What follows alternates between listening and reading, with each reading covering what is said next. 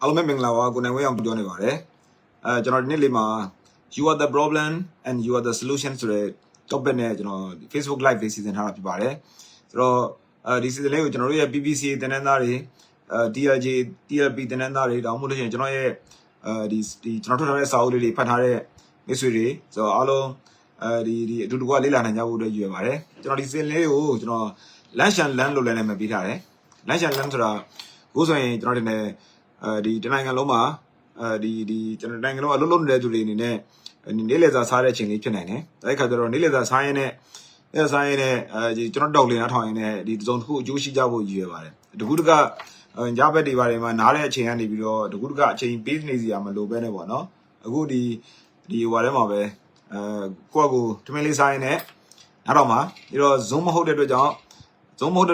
ဗီဒီယိုကင်မရာလည်းဖွင့်ကြမလို့အဲ့တော့ကျွန်တော်ကဒီခိုင်းလိုမျိုးဗီဒီယိုတွေလိုက်ပြီးတော့ဖွင့်ဖို့လဲကျွန်တော်လိုက်ပြောစရာမလိုဘူးပေါ့နော်ကျွန်တော်ရင်တော့ Facebook live တွေအများကြီးလွှင့်တယ်ရင်တော့ကျွန်တော် Facebook live တွေအများကြီးလွှင့်တယ်ဆိုတော့နောက်ပိုင်းမှာတော်တော်လေးကို busy ဖြစ်တဲ့ကြောင့်ဒီစာအုပ်တွေလည်းအရင်ရေးတယ်စာအုပ်တွေ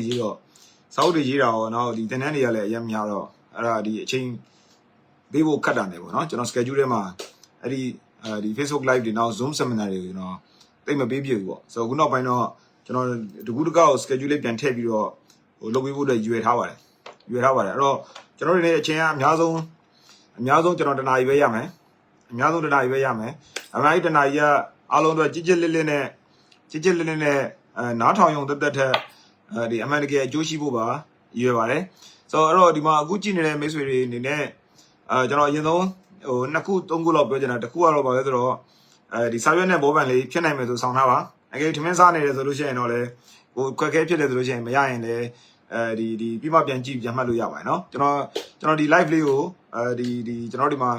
အဖြတ်ဖဲလဲအချိန်တစ်ခုလောက်ထားပြီးလို့ရအောင်ကြိုးစားပါမယ်နောက် YouTube တွေပါတယ်မှာလည်းပြန်တင်ပေးပါမယ်ဒီနေ့ကကျွန်တော်တို့ဇွန်လ17ရက်နေ့2025ပါเนาะဆိုတော့အကယ်၍ပြန်နောက်ပိုင်းမှာဟို recording ပြန်ကြည့်တဲ့မိတ်ဆွေတွေပါရှိခဲ့ရင်အောက်ကနေဝင်အောင်ဒါဘယ်တော့ပြောထားရလဲဆိုပြီးတော့ဟိုစဉ်းစားမှဆိုလို့ဒါပေမဲ့ကျွန်တော်တို့ပြောတဲ့ topic တော်တော်များများ evergreen မှာ evergreen ဆိုတာဟိုအမြဲတမ်းဆက်ပြီးသုံးနေလို့ရမယ့်ဟာပါကျွန်တော် TLG တင်တဲ့အခုချိန်ထိ106ချိန်တင်ထားပြီးပြီမနေ့ပြန်လဲကျွန်တော်မန္တလေးသွားမှာမန္တလေးမှာ TLG တင်တဲ့မဲ့တော့တက်မှာအဲ့တော့ကျွန်တော် batch 104ကိုအကျွေးလေးပြန်သွားဆက်ပြီးပေါ့ဟိုနေ့ကဟိုဒီ match လာတော့ငလျင်လှုပ်တော့အဲ့ကျွန်တော်လှုပ်ထားတဲ့ဒီကျွန်တော်တို့ပွဲလေးရက်သွားတော့အဲ့မှာအဲ့ပွဲလေးကိုအကျွေးပြန်သွားဆက်ပြီးမယ်ရန်ကုန်မှာတော့ကြားရဲမှာ2ပွဲထက်လို့လိုက်တော့106ထိဖြစ်သွားပြီပေါ့ဆိုလိုတာကတော့ TLG တင်တဲ့အောင်ပါဘယ်လိုကျွန်တော်တို့10နှစ်လုံးဒီအချိန်ပေါင်းများစွာလုပ်လို့ရတယ် evergreen ဖြစ်လို့ပါဆိုတော့တော့ကျွန်တော်တို့အနေနဲ့ဒီဘယ်လိုခေါ်မလဲတင်ယူရတာပဲအချိန်ကာလလေးပေါ်မူတည်ပြီးတော့ကျွန်တော်တို့နည်းနည်းလိုက်ပြောင်းပါတယ်ဆိုတော့အားလုံးပဲအခုဘယ်ကနေကြည့်နေကြလဲလုပ်ငန်းပါလုပ်လဲအဲ့ဒါလေးကိုကျွန်တော်တို့တစ်ချက်လောက်မိတ်ဆက်ပေးစေချင်တယ်ကျွန်တော်ဒီနေ့ပြောမယ့်အကြောင်းအရာအဓိကအဖြစ် business owner တွေဒီ CEO တွေ director တွေနောက် manager level တွေ supervisor level တွေယူရပါတယ်ဆိုတော့အကယ်၍မြန်ဒီအခုမှလုပ်ငန်းခွင်ဝင်တဲ့သူတွေနောက်မို့လူငယ်တွေပါခဲ့ရင်လည်းဟာလာဒီကိုကနောက်တစ်ချိန်မှာကိုယ်ပိုင်လုပ်ငန်းလုပ်ဖို့ဖြစ်နောက်မို့လို့ရှင် senior level မှာလုပ်ငန်းရှင်ဦးဆောင်ဝင်တဲ့လုပ်ငန်းရှင်ကူညီရင်းနဲ့ဟာလာဒီပါဝင်ပြီးတော့ဟိုဒါဒီလုပ်ငန်းကိုဦးဆောင်နိုင်ဖို့လည်းရည်ရွယ်တာပေါ့နော်ဆိုတော့အဲ့အတွက်အကျိုးရှိမယ်လို့ညွှန်လဲပါတယ်အဲ့တော့ကျွန်တော်တို့ကနှစ်ခုပြောမယ်ပြောတာတစ်ခုကဘာလဲဆိုတော့တစ်ခုကဒီစာရွက်နဲ့ဘောပန်လေးဆောင်လာပါအဲ့တော့ကျွန်တော်တို့ training တွေကဟိုကျွန်တော် motivational speaker မဟုတ်ဘူးအဲ့တော့ motivation talk ကပြောတတ်ပါတယ်ဒါ motivational speaker မဟုတ်ဘူးကျွန်တော် coach လုပ်တာဖြစ်တယ်အဲ့တော့ coach လုပ်တာဖြစ်တဲ့ကြောင့်ကျွန်တော်ရဲ့ training တွေမှာလည်းကျွန်တော် coaching ငွေသက်ကိုကျွန်တော်အများကြီးထည့်ထားတယ်ထည့်ထားတော့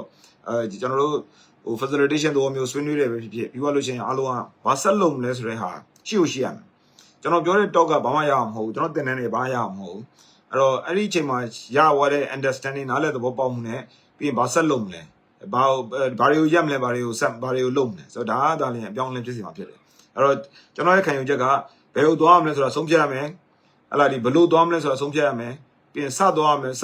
ဆုံးအောင်သွားမယ်ဘယ်လိုသွားမလဲဆိုတာဆုံးဖြတ်ရမယ်ဘယ်လိုသွားမလဲဆိုတာဆုံးဖြတ်ရမယ်ပြီးရင်ဆက်သွားမယ်ဆုံးအောင်သွားမယ်အဲ့ဆို result ကထွက်လာပဲကျွန်တော်တွေ့ဘူးတဲ့လူတော်များပါရာနဲ့ချီတဲ့လူတွေကြားထဲမှာဖြစ်တော်တော်များဒီဘယ်သွားမလဲဆိုတာလည်းမဆုံးဖြတ်ဘယ်လိုသွားမလဲလည်းမဆုံးဖြတ်ပြီးရင်စားလည်းမသွားဆက်လည်းမသွားဆုံးအောင်လည်းမသွားပြီးလို့ရှိရင် live ကိုမကျင်းတဲ့ချင်းပေါင်းများစွာနဲ့နေတယ်အဲ့တော့ဟိုဘယ်လိုကောင်းလဲဒီအပြင်အခြေအနေပေါ့နော် external environment မှာအဆင်ပြေနေလို့ရှိရင်အထိုက်လျောက်လေးဒီဟုတ်ဒီဘက်ဒီသွားမယ် external environment မှာအဆင်ပြေမှုတွေလည်းကြုံအောင်သူတို့ဖြစ်ချင်တယ်လို့မျိုးသူစက်ကမသွားတော့အဲ့မှာလမ်းပြောက်တယ်ပိုင်းဒါမျိုးတွေဖြစ်တယ်ဒါပြောနေတော့ကျွန်တော်တို့တွေလည်းအရာအားလုံးအဆင်ပြေနေတဲ့အနေအထားတစ်ခုကိုမျှော်လင့်ဖို့ထက်အဲ့ဒီရှိနေတဲ့အခြေအနေမှာကိုယ့်အတွက်မိသားစုအတွက်ဒါမှမဟုတ်လုပ်ငန်းအတွက်ဒါမှမဟုတ်အခြားသောကိုစိတ်ဝင်စားတဲ့အကြောင်းအရာတွေအတွက်ကိုတက်နိုင်တာပါရှိမလဲကိုဘာလုပ်မလဲဒါမျိုးကျွန်တော်တို့ကစဉ်းစားရတာဖြစ်တယ်ဆိုတော့အဲ့တို့ကြောင့်ဘယ်သွားမလဲဆုံးဖြတ်ဖို့လိုတယ်ဘယ်လိုသွားမလဲဆုံးဖြတ်ဖို့လိုတယ်စသွားမယ်ဆက်သွားမယ်စောအောင်သွားမယ်အဲ့တော့အရေးကြီးတာကျွန်တော်ပြောတာကျွန်တော်ပြောတာထက်နော်ဒီကနေပြီးတော့ကိုယ့်အတွက်အကျိုးရှိမဲ့ဘာတွေရမလဲလိုက်မှတ်ပါနံပါတ်1ကလိုက်မှတ်ပါနံပါတ်2ကဘာဆက်လုပ်မလဲဆုံးဖြတ်ပါပြီးလို့ချင်းပွဲပြီးသွားတာနဲ့ဒီ season လေးပြီးတာနဲ့လက်တွေ့ဘဝတွေကိုဒီ content တွေယူသွားဖို့လိုတယ် content တွေယူသွားဖို့လိုတယ်ဆက်လုပ်ဖို့လိုတယ်ပေါ့နော်ဆိုတော့ဒါကျွန်တော်မိတ်ဆက်ပေးတာပါအခုကိုဘယ်ကကြည့်နေတာလဲဒီအလုပ်ပါလုပ်လဲအဲ့ဒါလေး comment မှာမိတ်ဆက်စေချင်တယ်ပြီးလို့ချင်းတငယ်ချင်းတွေရှိခဲ့လို့ချင်းတို့ဒီ mention ခေါ်ပေးတာဒါမှမဟုတ်လို့ချင်းတို့ဒီ talk လေးကို link လေးလှမ်းပြီးပို့ပေးတာအဲ့လိုမျိုးလေးတစ်ခုခုနဲ့ကျွန်တော်ရောတို့ရောနောက်ဆုံးကိုညီပေးပါဘာလို့တိုးတက်တယ်ဆိုတာကျွန်တော်မြင်တာတော့တယောက်တည်းတိုးတက်တာထက်ဒီအဖွဲ့လိုက်တိုးတက်ဖို့လိုတယ်လို့မြင်တယ်ကျွန်တော်အရင်တော့ဒီခန်းထဲမှာပဲကျွန်တော်2018တုန်းကကျွန်တော် talk လေးတစ်ခုလွှင့်တယ်အဲ့ဒါလေးက 9R လို့ခေါ်တယ်အဲ့ဒါလေးကိုဘယ်သူကြည့်ဘူးလဲမသိအဲ့ 9R ဆိုတဲ့ဗီဒီယိုလေး9R နောက်မှာ S လေးပါတယ်အဲ့ဒါလေးနဲ့ကျွန်တော် YouTube မှာလည်းတင်ထားပါတယ်2018က talk လေးအဲ့ talk လေးဆိုလို့ရှိရင်ကြည့်ပြီးတော့တော်တော်များအကျိုးရှိကြတယ်လို့သိရတယ်အခုချိန်นี้အဲ့ဒါကြည့်ပြီးတော့ကျွန်တော်တို့စီကိုတင်နေလာတက်နေတယ်အောင်ရှိတယ်အခုလည်းဒီအားလုံးပဲဒီ talk လေးကနေပြီးတော့တောက်လျှောက်အခုတည်းမကောက်ရနဲ့နောက်နှစ်ဒီမှာပါဆက်ပြီးတော့ကြည့်ပြီးတော့အကျိုးရှိကြဖို့လည်းယူရပါတယ်ဆိုတော့ဒီနေ့ပြောမယ့် talk လာကျွန်တော်အဓိကကျွန်တော် content လေးလည်းပြင်ထားပါတယ်ဆိုတော့တကယ်နာမည်အစ်က you are the problem and solution ပေါ့နော်သင်ကပြဿနာဖြစ်တယ်သင်ကပဲဖြစ်တယ်အဲ့တော့ leadership starts with inner ownership ပေါ့ဆိုလို့တော့ခေါင်းဆောင်မှုကကျွန်တော်တို့အတွင်းပိုင်းမှာခေါင်းဆောင်မှုဆိုတာဘယ်ကနေဆိုအတွင်းပိုင်းမှာရှိတဲ့တာဝန်ယူမှုဟလာပါဆိုတော့ဒီတာဝန်ယူတာဝန်ခံမှုကနေစတယ်ပေါ့ဆိုတော့ဒီနေရာပြောချင်တဲ့ခေါင်းဆောင်မှုကကျွန်တော်တို့ business leadership ကိုပြောတာဖြစ်တယ်အဲ့တော့ဒီခေါင်းဆောင်မှုနဲ့ပတ်သက်တဲ့လိုအပ်တဲ့နယ်ပယ်ပေါင်းများစွာရှိတယ်ကျွန်တော်တို့ဒီက focus က business leadership ပေါ့အဲ့တော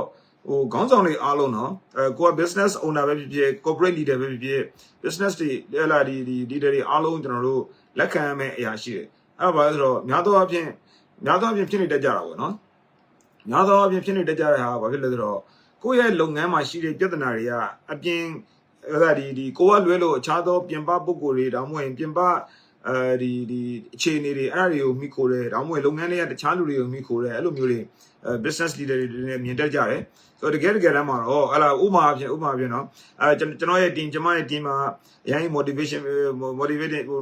မရှိဘူးဆရာတကြောင်မရှိဘူးအတော့လို့ရှင်ဈေးကွက်အခြေအနေမကောင်းဘူ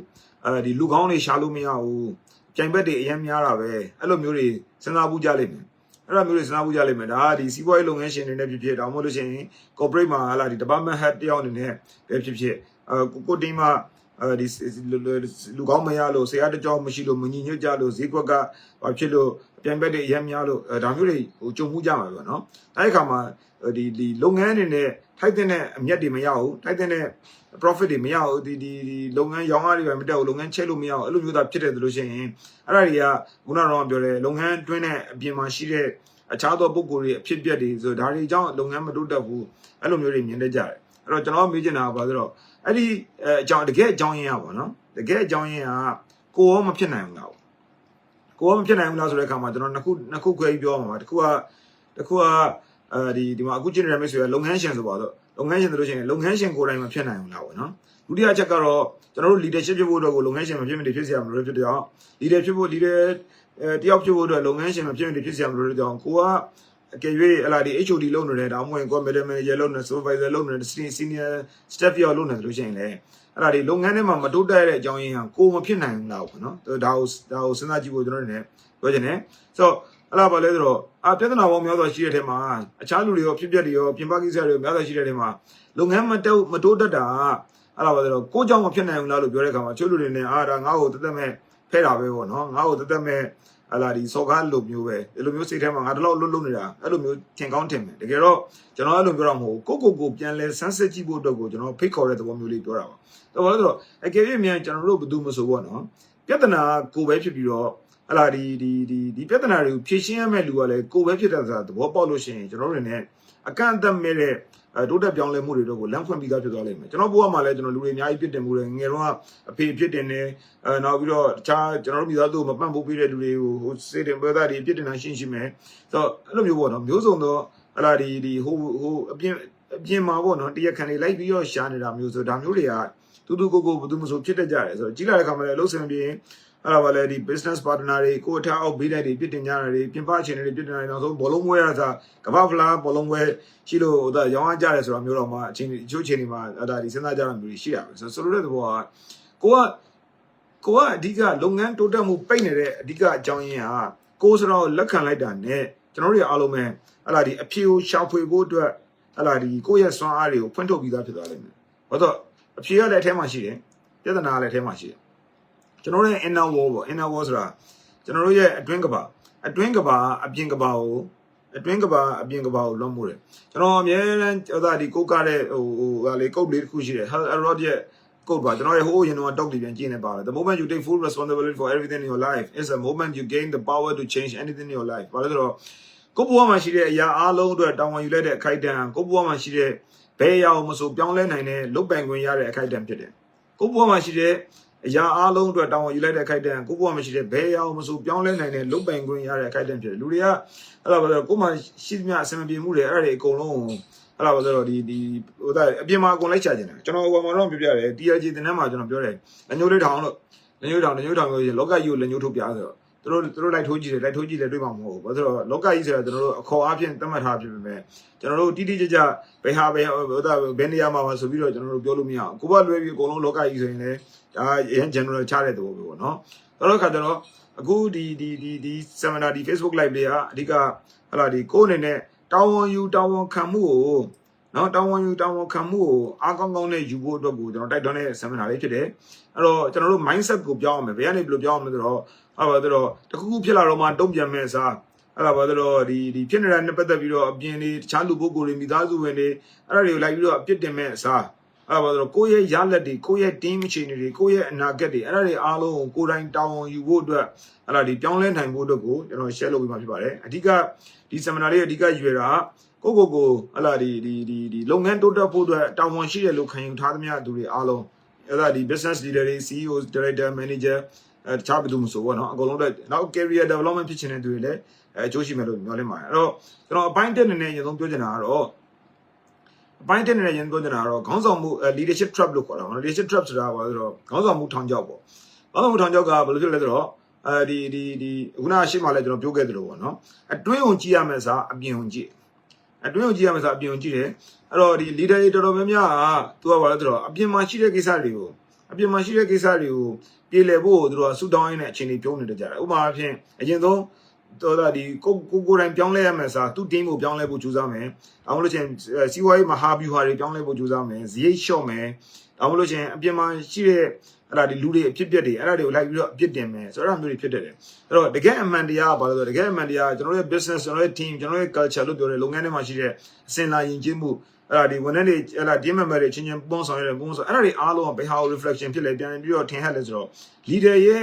့တွေးခေါ်မှုပြောဆိုမှုလုပ်ကင်မှုအဲ့ဒါတွေအားလုံးကိုထင်ဟပ်တာဖြစ်တယ်အဲ့တော့ leader ကိုယ်တိုင်ရဲ့အတွေးခေါ် leader ကိုယ်တိုင်ရဲ့ business leader ကိုယ်တိုင်ရဲ့အတွေးခေါ်ပြောဆိုအယူဆအဲ့ဒါလုပ်ပုံကံပုံအဲ့ဒါတွေမပြောင်းသေးသေးကာလပတ်လုံးအဲ့ဒါဒီသူ့ရဲ့ team လည်းပြောင်းမှာမဟုတ်ဘူး business strategy တွေကလည်းအလုပ်ဖြစ်မှာမဟုတ်ဘူးဈေးလျှော့ချရေးလည်းအောင်မြင်မှာမဟုတ်ဘူးပြန်မဲ့နဲ့လည်းပြန်နေမှာလည်းမဟုတ်ဘူးအပြင်မှာဖြစ်နေတဲ့ကိစ္စရပ်တွေကိုတုံ့ပြန်တဲ့နေရာမှာလည်းအဲ့ဒါထိရောက်မှာမဟုတ်ဘူးဆိုတော့အဲ့ဒီကြောင့်အဲ့ဒါပါဆိုတော့ကျွန်တော်တို့လက်ခံရမယ့်အရာကဘာလဲဆိုတော့ဒီကိုယ့်ရဲ့လုပ်ငန်းအခြေအနေတွေ team အခြေအနေတွေ business result တွေအဲ့ဒါတွေအားလုံးကကိုယ့်ရဲ့အခြေအနေကိုထင်ရတယ်ဆိုတာလက်ခံရမယ်အဲ့တော့ကျွန်တော်တို့အပေါ်ယံ problem နဲ့အပေါ်ယံ problem ဆို surface problem ပေါ့နော် root cause နဲ့နှစ်ခုခွဲပြောအောင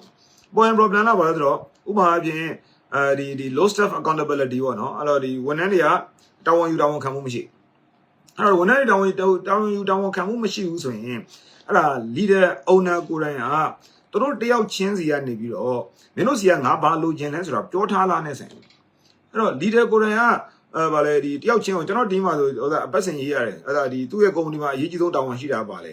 ေအဲ့တော့မှကျွန်တော်ဒါအောက်ချောင်း2လ3လရေးခိုင်းတယ်တော့မှသူတို့ရေးနေကြတဲ့တွေကဟိုဒါပါလေခါကြရင်ဟို to do list တွေမသေးသေးလေးတွေရေးနေတာဖြစ်တတ်တယ်အဲ့တော့ပြောချင်တဲ့သဘောက ဟာဒီ leader ကိုယ်တိုင်အထက်လူကြီးတွေ supervisor manager owner ကိုယ်တိုင်ဟာအောက်ကလူတွေကိုဟာဗာလေမင်းတို့စီကနေပြီးတော့ကိုဘာလို့ခြင်းလဲအမဘာလို့ခြင်းလဲအဲ့လိုမျိုးတေးသေးချာချာရှင်းရှင်းလင်းလင်းတတ်မှတ်ပေးထားတာပြောထားတာမရှိလို့ရှိရင်ပြီးလို့ရှိရင်အဲ့ဒီပြောထားတဲ့အတိုင်းနော်အဲ့ဒီပြောထားတဲ့အတိုင်းနောက်ကနေပြီးတော့လိုက်ပြီးတော့ follower လုပ်တာမျိုးတွေမရှိဘူးဆိုလို့ရှိရင်တို့တွေအားလုံးကတို့ထင်ရတို့လုပ်နေကြမှာပဲအဲ့တော့တို့ထင်ရတို့လုပ်နေကြမှာဖြစ်လို့ကြောင့်အဲ့ဒီခုနပြောတဲ့ဟိုတောင်းဝန်ခံမှုတွေပါတယ်ညာလေးဆိုတာလိုက်ပြီးတော့ရှိလာတဲ့အကြောင်းမရှိဘူးဆိုတော့အဲ့ဒီအတွက်ကြောင့်ကျွန်တော်တို့လည်းအဲ့လာဒီလုပ်ငန်းတိုးတက်ပြောင်းလဲခြင်းတယ်ဆိုလို့ရှိရင်ဒါဥပမာတစ်ခုပြောတာပေါ့အဲ့လုပ်ငန်းထဲမှာဝန်ထမ်းတွေတောင်းဝန်ခံမှုတွေမရှိဘူးဖြစ်နေတယ်ကိုယ့်အဖွဲ့သားတွေတောင်းဝန်ခံမှုမရှိဘူးဆိုလို့ရှိရင်ကိုကတို့စီကနေပြီးတော့ဘာလိုချင်လဲဆိုတာငါပြောထားသလားပြီးလို့ရှိရင်အဲ့ဒီဟာကိုတို့သိနေအောင်ဟလာပါလေဆိုတော့တောက်လျှောက်အများနဲ့တော့မိုင်းလုပ်နေတာနောက်ကနေပြီးတော့စောင့်ကြည့်တိုင်းတာတွေကိုမလုပ်ဘူးဆိုလို့ရှိရင်နော်အဲ့လိုမျိုးစောင့်ကြည့်တိုင်းတာတွေမလုပ်ဘူးဆိုလို့ရှိရင်ဟာပါဆိုတော့ကိုကသာအဲ့တော့ဘာလို့ဒီတို့တောင်းဝန်ခံမှုမရှိလို့ဆိုပြီးတော့ကိုကအားမရရပဲဖြစ်နေမယ်ဟိုဘက်ကလူတွေတိဟုတ်တိမှာမဟုတ်ဘူးဆိုတော့မျိုးတွေဖြစ်နေကစားတစ်ခုပေါ့နော်ဆိုတော့နောက်တစ်ခုကတော့အဲ့ဒါဘာလို့ဒီအချင်းဥဒ္ဒါဒီပြဿနာသေးသေးလေးတွေဖြေရှင်းရင်းနဲ့ပဲအချင်းကုန်နေတာမျိုးပေါ့နော်ဆိုတော့တခါကျရင်လုပ်ငန်းဥဆောင်တဲ့လူတွေနဲ့အဲ့ဒါဒီတိတ်ပြီးတော့အချင်းကုန်နေတာမျိုးတွေရှိတတ်တယ်အဲ့တော့ fire fighting ခေါ်တာပေါ့ constant fire fighting ဆိုတာအဲ့ဒီလူထဲမှာဖြစ်တဲ့ပြဿနာတွေရရှင်အဲ့တော့အဲ့လိုမျိုးဘာလို့ဖြစ်ရလဲဆိုတော့ရှင်အဓိကနှစ်ခုပေါ့နော် strategy နဲ့ system မရှိရဘူး strategy မရှိဘူးလုပ်ငန်းကိုဘယ်လိုချဲ့ဆက်သွားမလဲ strategy မရှိဘူး company တစ်ခုလုံး strategy မရှိဘူး department တစ်ခုချင်း marketing sales customer service HR အဲ့လိုမျိုးကဏ္ဍတစ်ခုချင်းမှာသူတို့ဘယ်လိုလုပ်မလဲ strategy မရှိဘူးအသေးသေးသက်သွားမယ် tactics နည်းဗျူဟာမရှိဘူးလက်စားရဲဆိုပြော delegation အောက်ကိုတောင်းခွဲပေးတာတွေမရှိဘူးအဲ့ဒီခါကျတော့ဖြစ်သမျှတွေအကုန်လုံးကိုယ်စီပဲလာဆောင်ကိုယ်စီပဲလာဆောင်ကိုလည်းအကုန်လုံးကိုပဲထိုင်ပြရှင်းအဲ့တော့ကြာတော့ကိုကဘန်းတော့ဖြစ်အဲ့တော့အလုပ်ကဖီယိုဖြစ်မနိုင်မနှင်းဖြစ်ဆိုတော့အဲ့ဒါတွေကဘာဖြစ်လို့လဲတကယ်အကြောင်းရင်းအဲ့တော့ fire fighting ဆိုတာအဲ့လိုတေးလိုက်ဖြည့်ရှင်းတဲ့အဓိကအကြောင်းရင်းဟာ leadership နဲ့ပတ်သက်တဲ့ system တခြားမရှိတာတောင်းခွဲမှုမရှိတာခုနပြောတဲ့ strategy တွေ system တွေမရှိတာဒါတွေကအဓိကကြတဲ့ပြဿနာတွေမှာပါပါတယ်ဆိုတော့ဆက်ပြောရင်နောက်တစ်ခုကျတော့ဒီ team ထဲမှာရှိတဲ့သူတွေရဲ့စေအားတက်ကြွမှုမရှိတာပေါ့နော်လုံလောက်တဲ့စေအားတက်ကြွမှုတွေမရှိဘူးအဲ့ဒါဒီအလုပ်ကိုမတက်တာလို့ကလုပ်နေရတဲ့သဘောဆိုတော့အဲ့လိုမျိုးတွေဖြစ်တယ်ဆိုလို့ရှိရင်ဘာဖြစ်လို့လဲအဲ့တော့အဓိကအဆင့်အဲ့ဒီ team member တွေရဲ့အပေါ်မှာရှိတဲ့အဆင့်သောသူတွေမှာအဲ့ဒါဒီအကြောင်းရင်းပြောတာနော်နောက်ွယ်အကြောင်းရင်းကဘာဖြစ်နေလဲဆိုတော့အဆင့်သောအထက်ဥဆောင်တဲ့လူတွေစီမှာအဲ့ဒါဒီဘယ်လိုခေါ်တသက်မှတ်တည်းမရှိတဲ့ leadership behavior တွေရှိနေတာဖြစ်နေတယ်ဒီနေ့ပြောရင်တော့အပေါ်က leader တွေရဲ့အပြုအမူအပြောဆိုတွေကဟလာဒီ consistent မဖြစ်တဲ့အချိန်မှာအောက်ကလူတွေကအဲ့ဘာလို့ဒီသူတို့တဘာဝအပြင်စိတ်လေးကြီးသားရှိလို့ရှိရင်လှုပ်လိုက်မလို့ရှိရင်မလှုပ်လိုက်အဲ့လိုမျိုးတွေဖြစ်နိုင်တယ်အဲ့တော့ပြောတဲ့ကတော့ကျွန်တော်တို့ aircon remote ကအခန်းရဲ့ temperature ကိုသတ်မှတ်တယ်လို့မျိုးပဲ leader ရဲ့ဟလာဒီအတွေးခေါ်အပြောဆိုအယူဆဟလာဒီသူ့ရဲ့ team ကလူတွေရဲ့ခုနကတော့ပြောတဲ့ဒီပြောဆိုပုံတွေတွေးခေါ်ပုံတွေလုပ်ကင်ပုံတွေ culture အစင်လာရင်ချင်းမှုတွေစိတ်အားတကြွမှုတွေအဲ့ဒီအများကြီးလွှမ်းမိုးမှုရှိတယ်ပေါ့နော်ဆိုတော့ဒါလေးကိုဆိုလို့ပါဆိုတော့နောက်တစ်ခုကတော့ဟလာဒီဝင်ဟိုတာဒီအယောင်းဝင်ငွေတွေထိုးကြနေတာပေါ့အယောင်းဝင်ငွေတွေထိုးကြနေလို့ရှိရင်အကြောင်းရင်းကဘာကြောင့်ဖြစ်နေအယောင်းတွေဝင်ငွေတွေထိုးကြရတဲ့အဓိကအကြောင်းရင်းကအဲ့ဒီကျွန်တော်မယုံမရှိနဲ့ကျွန်တော် TLJ တင်နန်းတွေပါ TLJ တင်နန်းမှာတင်နန်းတော့ဟိုလိုပြောတော့နည်းနည်းလေးဟိုဖြစ်တယ်နော်ကိန်းကနေပြောတော့ကြွားတယ်လို့ဖြစ်မယ်ဟို TLJ တင်နန်းကိုကျွန်တော်ခုနအချိန်ရာနဲ့ချီဖွင့်နေမှာတင်နန်းသားတောင်းနဲ့ချီပြီးတက်တယ်အဲ့တော့အဲ့မှာတဝဲကိုကျွန်တော်တို့ယာကနေလာတက်တယ်ကျွန်တော်မေးကြည့်လိုက်လို့ရှိရင်အဲ့လူတွေအများစုလေလုပ်ငန်းလုပ်နေတယ်ဆိုတော့လုပ်ငန်းရှင်4560အဲ့မှာလာတက်တဲ့လူတွေထဲမှာဟိုအဲ့တော့တို့ကရောင်းကောင်းကျင်တာသာရှိတာဘယ်တော့ရောင်းကောင်းကျင်လဲတိကျသတ်မှတ်ချက်မရှိအဲ့ဒါဘာလို့နောက်တစ်မှာဘယ်လိုဖြစ်လာမလဲဆိုတော့ဂိုးမရှိပါမရှိအဲ့နောက်တစ်ခုဆင်ခြင်ပေးနေတာဒါတော့ဥစ္စာပြဿနာပေါင်းအဆင်မပြေမှုတွေအများကြီးရှိနေတဲ့အချိန်မှာဘယ်လိုလုပ်နောက်တစ်နေ့အတွက်ဂိုးထားမလဲအဲ့ဒါတွေအားလုံး excuse တွေပဲဆင်ခြင်တွေပဲဆိုတော့အဲ့လိုဖြစ်တဲ့ခါကျတော့ဟိုအဓိကအကြောင်းရင်းက limited vision ဆိုတာသူ့မှာ vision ကတေချာမရှိဘူးအဲ့တော့ဒီအတွေးခေါ်ဒီနေ့ဆိုင်ဖွင့်ထားလိုက်မယ် customer line ရောင်းမယ်ဗာလေဒီတောင်းလို့ရှိရင်ကိုရဲ့ဟို team တွေ team member တွေအပြင်လွတ်ပြီးတော့တောင်းရောက်ခိုင်းမယ်သူတို့ရောင်းလာတော့မယ်ရောင်းရတယ်မှန်မရောင်းရင်မရောင်းဘူးမှဒါကျွန်တော်တို့တရားမှန်တာမဟုတ်ဆိုတော့ကျွန်တော်တို့ကိုဘာလို့လိုချင်လဲဆိုတာကျွန်တော်သတ်မှတ်ထားပြီးတော့အဲ့ဒါနဲ့ client ကြီးတွေဖြစ်တဲ့ဒီ strategy တွေချပြီးတောင်းခွဲပေးအဲ့ဒါဒီ action plan တွေချတောင်းခွဲပေးပြီးလို့ချင်းအဲ့တိုင်းလုပ်လားမလုပ်လားတောက်လျှောက်ပြန်လိုက်စစ်အဲ့လိုမျိုးတွေကျွန်တော်တို့တခြားလို့ကိုမလုပ်တဲ့ရင်လုပ်တဲ့လူစီကလေးလာအောင်အဲ့လိုမျိုးလေးလာလည်းမရှိအဲ့လိုလည်းမရှိဘဲနဲ့ရမ်းမဲ့တော့အနှစ်ချုပ်ပြန်ပြောရင်နော်အခုက root cause ပြန်ပြောရင်တယောက်ချင်းစီမှာဘာလိုချင်လဲဆိုတော့ expectation တွေမထားဘူးလိုက်ပြီးတော့ follow up မလုပ်ဘူး leadership system တွေမရှိဘူး strategy တွေမရှိဘူးတောင်းခွဲပေးတာမရှိဘူးပြီးတော့ leader တွေကိုယ်တိုင်က reliable မဖြစ်ဘူးဆိုတာမိခိုအားထားလို့မရ တော့ဒီတစ်ခါလုံးရင်တစ်ခါပြောလိုက်ဟိုကတမျိုးပြောလိုက်ဒီဟာတမျိုးပြောလိုက်အဲ့ဒါဒီလုံးဝမဲ့လူတွေဘယ်လိုလုပ်ရမလဲကျွန်တော် team မှာ90 day action plan ဆိုတာရှိတယ်အဲ့ဒီ90 day action plan ကိုတောက်လျှောက်အဲ့ဒါပါလေဒီကျွန်တော် team မှာ director တယောက်ကတောက်လျှောက်ဒီအပတ်စဉ် follow up လုပ်တဲ့ဟာမျိုးတွေလုပ်ထားတယ်ဆိုတော့အကုန်လုံးကလမ်းကြောင်းမှန်ပေါ်မှာရှိရမယ်လမ်းကြောင်းတစ်ခုမှာရှိပြီးတော့အချင်းချင်းစမပြေတိုင်းလည်းတိုင်းညှိနှိုင်းပေးနေရတယ်ဒီလိုမျိုးတွေလုပ်ရမယ်ဆိုတော့တို့ဆို limited ခုနပြောတဲ့ limited vision ပေါ့နော်အဲ့တော့ limited vision ဆိုတာအဲ့ဒါဒီရီမန်းချက်တွေကဟိုဘယ်လိုခေါ်မလဲတည်တည်ချာချာမရှိဘူးဒီရေတိုလေးပဲစဉ်းစားတယ်ဒီနေ့ရောင်းဖို့တော့ပဲစဉ်းစားတယ်အဲ့တော့ဒီရေရှည်အစီအစဉ်ဘာမှမရှိဘူးအဲ့တော့တွေးခေါ်ပုံတွေ outdated thinking ဆိုတာဒီတွေးခေါ်ပုံတွေကအိုးရင်တော့အတိုင်းပဲစဉ်းစားအဲ့ပုံစံတွေတော့ဖြစ်မှာမဟုတ်ဘူးဒါလေးစဉ်းစားသိချင်အဲ့တော့ခေါင်းဆောင်တယောက်အနေနဲ့အပြင်ကိုလိုက်ပြီးတော့အပြင်ဆိုတာ तू ကလွဲလို့တခြားအရာတွေကိုလိုက်ပြီးတော့လက်ညှိုးထိုးတာကိုရက်ပြီးတော့အဲ့ဒါဒီမှန်ထဲမှာသူ့ကိုယ်သူတေချာပြန်ကြည့်ပြီးတော့မှန်ထဲမှာပြန်ကြည့်ပြီးတော့ तू ဘာတွေပြင်ရမလဲဆိုတာအဖြေမရှာမချင်းတူညီတဲ့ပြဿနာတွေကထပ်တလဲလဲဖြစ်နေတယ်တူညီတဲ့ပြဿနာတွေကပုံစံမျိုးနဲ့ထပ်တလဲလာအဲ့တော့လုတ်ကိုလောရမယ့်ရာပါဆိုတော့တရားခံရှာတော့ရက်လိုက်ဖို့ပဲဒီနေရာမှာကိုအရန်လက်ညှိုးထိုးပြီးငါအသုံးမကျဘူးဗျာဆွတ်ပြီးစဉ်းစားနေလည်းတင်လို့မရဘူးနော်အဲ့တော့ငါမှတောင်းဝန်ရှိတယ်ဆိုတော့လက်ခံဖို့ငါအသုံးမကျဘူးမို့အဲ့တော့ငါတင်ယူလို့ရတယ်တိုးတောင်းလုပ်လို့ရတယ်အချိန်တစ်ခုယူရင်လုပ်လို့ရတယ်ဆိုတာပဲဆိုတော့ဒါလေးကိုလက်ခံဖို့ဖြစ်တယ်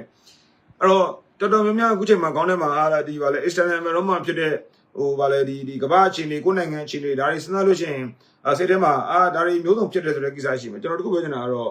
့အချို့သောကိစ္စတွေနဲ့ပတ်သက်လာလို့ရှိရင်ကျွန်တော်တို့ကကိုလုံးနိုင်တဲ့ဟာတွေရုံကြည်ကြည်နဲ့ဆက်ပြီးတော့လုံးနေပြီးတော့အခြေအနေပေါ်မူတည်ပြီးတော့ဆက်ပြီးတော့ပြောင်းလဲသွားဖို့ပဲဖြစ်တယ်အဲ့တော့ကျွန်တော်တို့ဟိုဘယ်လိုကောင်းလဲအခက်အခဲတွေလည်းညှို့ထုတ်ပြီးတော့ကိုဘာမှမလုပ်ပဲထိုင်ကြားလေးပို့ပြီးတော့ဆိုးလာဖို့ပဲရှိတယ်ပေါ့နော်ဒါကျွန်တော်မြင်တဲ့အမြင်မှာအကေနားလည်းမတူရင်လည်းသိခံပေးစေချင်ပါအဲ့တော့အပိုင်းတစ်ကခုနကတော့ပြောတယ်ကျွန်တော်တို့ဒီတရားခံရှာတော့ရက်လိုက်ပြီးတော့เนาะအဲ့ဒီခုန leadership trap ခေါင်းဆောင်မှုထောင်ချောက်လို့ခေါ်တဲ့အပြင်ုံလိုက်ပြီးတော့ကြီးနေတာဟိုရက်ပြီးတော့ကျွန်တော်တို့အထဲကိုပြန်ကြည့်ဖို့လိုတာပေါ့เนาะအထဲကိုပြန်ကြည့်ပြီဆိုရင်ဒါခုနကတော့ခေါင်းဆောင်မှုထောင်ချောက်ကနေစပြီးတော့လွတ်ပြီးလို့ဆိုလိုတယ်အဲ့တော့အပိုင်းနဲ့နောက်တစ်ပိုင်းကကျွန်တော်ပြောချင်တယ်ဆိုတော့အဲ့လိုပါဆိုတော့ကျွန်တော်တို့ဒီကိုယ့်ရဲ့ရလက်တွေနဲ့ဘဝကိုယ့်ရဲ့လုပ်ငန်းကိုယ့်ရဲ့ရလက်တွေနဲ့ပတ်သက်ပြီးတော့ကျွန်တော်တို့ဟလာဒီအပြည့်အဝတာဝန်ယူတဲ့သူတယောက်ရဲ့ mindset အဲ့ဒါဘယ်လိုမျိုးလဲအဲ့တော့ဒီနေရာမှာဟလာပါလေကိုယ်လုပ်ငန်းအခြေအနေတွေမကောင်းတာဘာလို့လဲလုပ်ငန်းအခြေအနေမကောင်းတာအဲ့ဒါတွေကဟလာပါလေဒီငါနဲ့ဆိုင်နေဆိုတာဒါ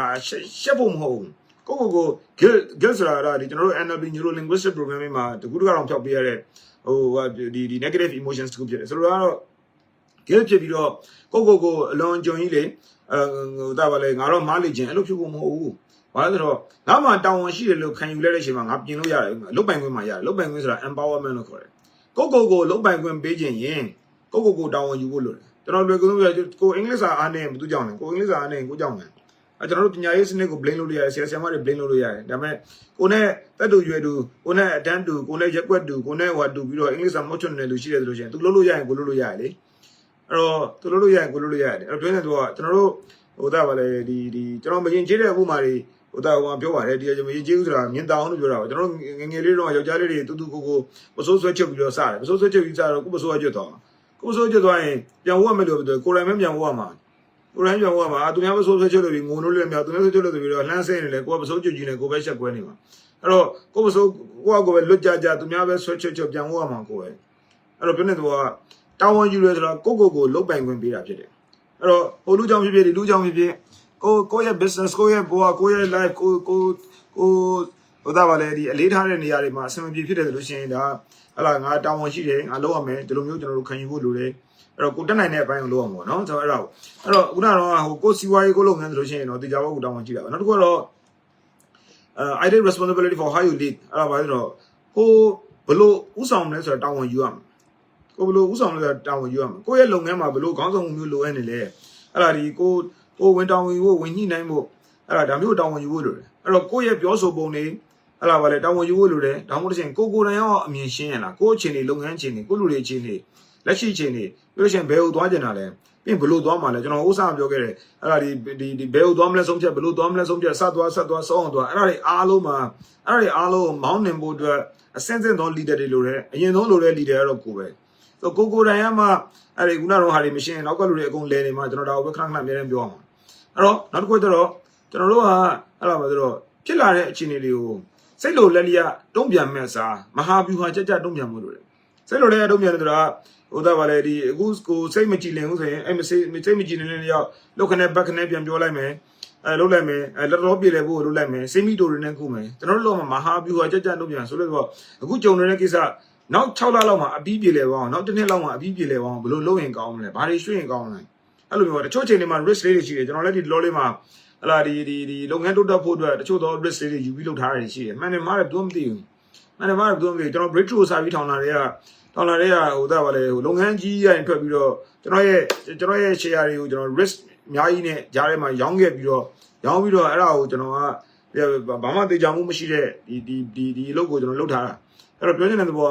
ဘယ်သူမှမတော့ကိုယ်လာပြီးအမှတ်ခံပေးနေတာမဟုတ်ဘူးအဲ့မှာကျွန်တော်တို့လိုတာအင်္ဂလိပ်စကားလုံး FAIDH faith ဆိုတာယုံကြည်မှုအဲ့ယုံကြည်မှုကဘာလဲဆိုတော့ဟိုဗာလေဒီကျွန်တော်ထင်တယ်ဟိုခရစ်ယာန်တို့မှာတော့ဘုရားသခင်ကိုယုံကြည်မှုမူတည်တာပေါ့နော်ကျွန်တော်တို့ဗုဒ္ဓဘာသာနေလဲဆိုအကြောင်းတရားအကျိုးတရားကိုယုံကြည်တယ်ဆိုတဲ့သဘောကကိုယ်အနေနဲ့မှန်ကန်တဲ့အကြောင်းတရားတွေကိုသ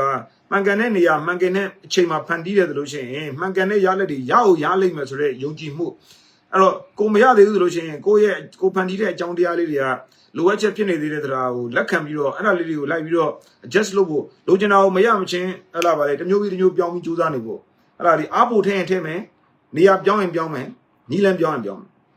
အားပို့ထည့်ရင်ထည့်မယ်အဲ့ဒါဒီအားပို့ထည့်တဲ့နေရာမှာနေရာအားပို့ထည့်နေရာပြောင်းတဲ့ရင်ပြောင်းအဲ့တော့ဘာလို့နီးလန်းပြောင်းတဲ့ရင်ပြောင်းအားပို့ထည့်တဲ့ရင်တဲ့နီးလန်းပြောင်းတဲ့ရင်ပြောင်းဘလို့မရရင်နေရာပြောင်းနောက်မှနေရာပြောင်းပြီးတော့နီးလန်းမှာထပ်ပြောင်းအဲ့တော့ဆိုတော့ဝေးတွေရှားမှာပဲအဲ့တော့ကျွန်တော်မနေ့က post လေးတစ်ခုညဘက်ကရေးတာပါအဲ့တော့ဗာလေအရွယ်ရောက်လာတဲ့အချိန်မှာကျွန်တော်တို့ဟိုကိုလိုမကြတဲ့ကိစ္စတွေကိုမိဘကိုကြီးကြတယ်လို့မျိုးလောကကြီးကိုကြီးကြလို့မရဘူးအဲ့ဒါဒီကျွန်တော်ဆိုမိဘတော်မရှိတော့ဘူးဟိုနှစ်ပါးသလုံးမရှိတော့တာအဲ့တော့ကြီးကြစရာမရှိဘူးကိုအစင်ပြေရှင်းရမှာကိုကကြီးကြလို့မရတော့ဘူးကိုကလေးတွေရှိတယ်ဒါမှမဟုတ်ကိုကြီးကျူးဆောင်ချောင်းနေတဲ့လူတွေရှိတယ်ဆိုတော့ပြောချင်တဲ့သဘောကဟိုအကုန်လုံးအစင်ပြေနေတာမဟုတ်ဘူးပေါ့နော်အစင်ပြေနေတာမဟုတ်တော့ကိုယ်နဲ့မှန်ကန်တဲ့ရွေးချယ်မှုတွေကိုထိုက်တဲ့လိုရွေးပြီးတော့ခက်ခဲကြုံတဲ့ကာလဆိုရင်လမ်းအားလုံးကမဖြောင်းဘူးအဲ့တော့စင်မပြေတဲ့လမ်းတွေကြားထဲမှာပဲကိုယ်အနေနဲ့မဆိုးတဲ့လမ်းအဆင်ပြေမဲ့ထင်တဲ့လမ်းအဲ့ဒါလေးတွေရွေးပြီးတော့ကြီးကျယ်လုပ်ကြရတာပဲဒါဘယ်သူမှမဆိုပြောတာပါအဲ့တော့ကျွန်တော်တို့ဘာလို့ရမလဲဒီကိုယ်အနေနဲ့ဖြစ်လာတာကိုထိုင်ပြီးတုံးပြန်နေအောင်တက်တဲ့မဟာဗျူဟာကြကြတုံးပြန်မှုလို့လေအဲ့တော့လက်ခံရမယ့်စိတ်နေစိတ်ဓာတ်တကူကဟုတ်တယ်ပါလေဒီငါပြောင်းလဲမလို့မချင်းဘယ်ရာမှပြောင်းလဲတော့မဟုတ်အဲ့တော့လက်ခံမှုလို့ကိုယ်တိုင်မပြောင်းလဲမချင်းဘယ်ရာမှမပြောင်းလဲဘူးဆိုတာလက်ခံအဲ့ဒါလက်ခံပြီးဆိုရင်ပွင့်ပြီအဲ့ဒါဟိုဘက်နဲ့ဗာလေကိုကဒီတိုင်းလေးပုံမှန်လေးနေနေပြီးတော့ရောင်းရလိုနေတက်လာမယ်စဉ်းစားရင်တော့မဟုတ်တော့ကိုဒီတိုင်းနေပြီးတော့ကိုဝန်ထမ်းတွေပြောင်းရမယ်ဒါမှမဟုတ်လို့ရှိရင်အပြင်ကနေပြီးတော့အရန်ဟိုစူပါမန်လို့ဆွမ်းတဲ့ဝန်ထမ်းတယောက်လာမယ် consultant တယောက် coach တယောက်လာပြီးကိုလိုမျိုးအောင်ဖွားစီပြောင်းသွားပြီးအဲ့ဒါမဖြစ်နိုင်ဘူးအဲ့ဒါမဖြစ်နိုင်ဘူးကျွန်တော်တို့ရေးကြည့်တာပေါ့ဆိုတော့ရေးကြည့်တာဟလာဒီကိုရိုင်းက ownership ကိုယူဖို့လိုတယ်ကိုရိုင်းကကိုဘွားရဲ့ပိုင်ဆိုင်မှုကိုပြန်ပြီး claim လုပ်ဖို့လိုတယ်ကိုဒါပိုင်တယ်ငါလုပ်ရမယ်လူမျိုးစိတ်ကူးရှိဖို့လိုတယ်အဲ့တော့ဟလာဒီ victim နဲ့တူတဲ့အတွေးခေါ်တယ် victim ဆိုတာတားကောင်နဲ့တွေးခေါ်တယ်ကအမှအချိန်မရှိဘူးအဲ့တော့ဘာလို့ဒါတွေကဟိုဒီလိုပဲဖြစ်နေမှာပဲ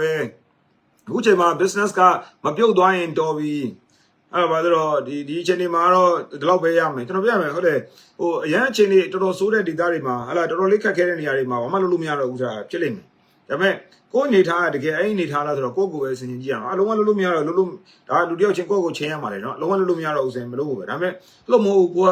ဟလာဒီကျွန်တော်တို့အခုချိန်မှာ crisis leadership ဆိုတာကျွန်တော်မသိချင်းဆုံး topic ပဲ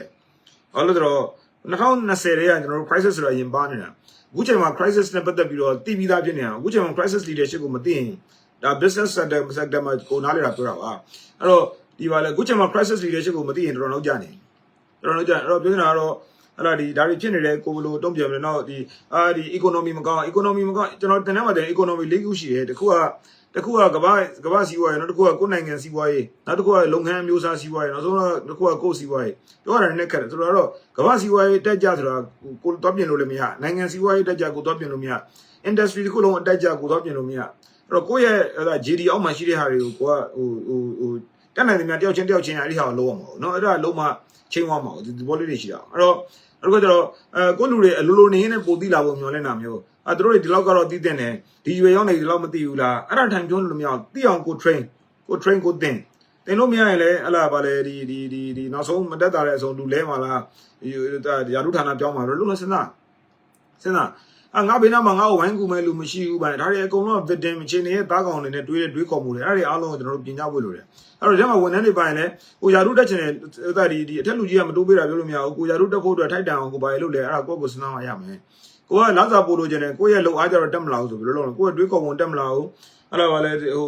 အချင်းချင်းမတက်တာတွေပဲပြောနေဘာမှမရဘူးဟုတ်လားဒီလုပ်ငန်းခွင်မှာနေပြီဆိုရင်ဟလာအခြားလူတွေနဲ့အတူလက်တွဲပြီးတော့အလုပ်လုပ်နိုင်စွမ်းဆိုတာလုံးနင်းလိုတယ်အားလုံးဟိုပဲနဲ့ဟိုလူနဲ့မတက်ဒီလူနဲ့မတက်customer နဲ့လည်းအဆင်ပြေတွေးခေါ်ဝင်လည်းမရှိဘာစာအုပ်မှလည်းမဖတ်ဘာတင်လည်းမတက်ဟိုဒါပါလေဒီ benefit ပဲလို့ကျင်တာမဖြစ်နိုင်ဘူးလုံးသက်တစ်ခုတည်းနဲ့ဘာမှမရဘူးလုံးသက်တစ်ခုတည်းဘာမှမရလုံးသက်ကအသက်ကြီးလာတဲ့လက္ခဏာပဲလုံးသက်ကအသက်ကြီးလာတဲ့လက္ခဏာဟုတ်တယ်သစ္စာရှိတယ်ဗျာဒါဟိုဒါဒီကွန်ပျူတာနဲ့ဒါပေမဲ့အဲ့ဒါလုံးသက်တစ်ခုတည်းဆိုတာထက်အရေးကြီးတာပါအရေးကြီးတာဆိုတော့ result performance ဒါတွေရဲ့ပုံပြီးရေးကြည့်တယ်ကိုရှိတဲ့အချိန်မှာဘယ်လောက်တိုးတက်လဲအခုကိုဘယ်လောက်လုံးနိုင်လဲဒါတွေရေးကြည့်တယ်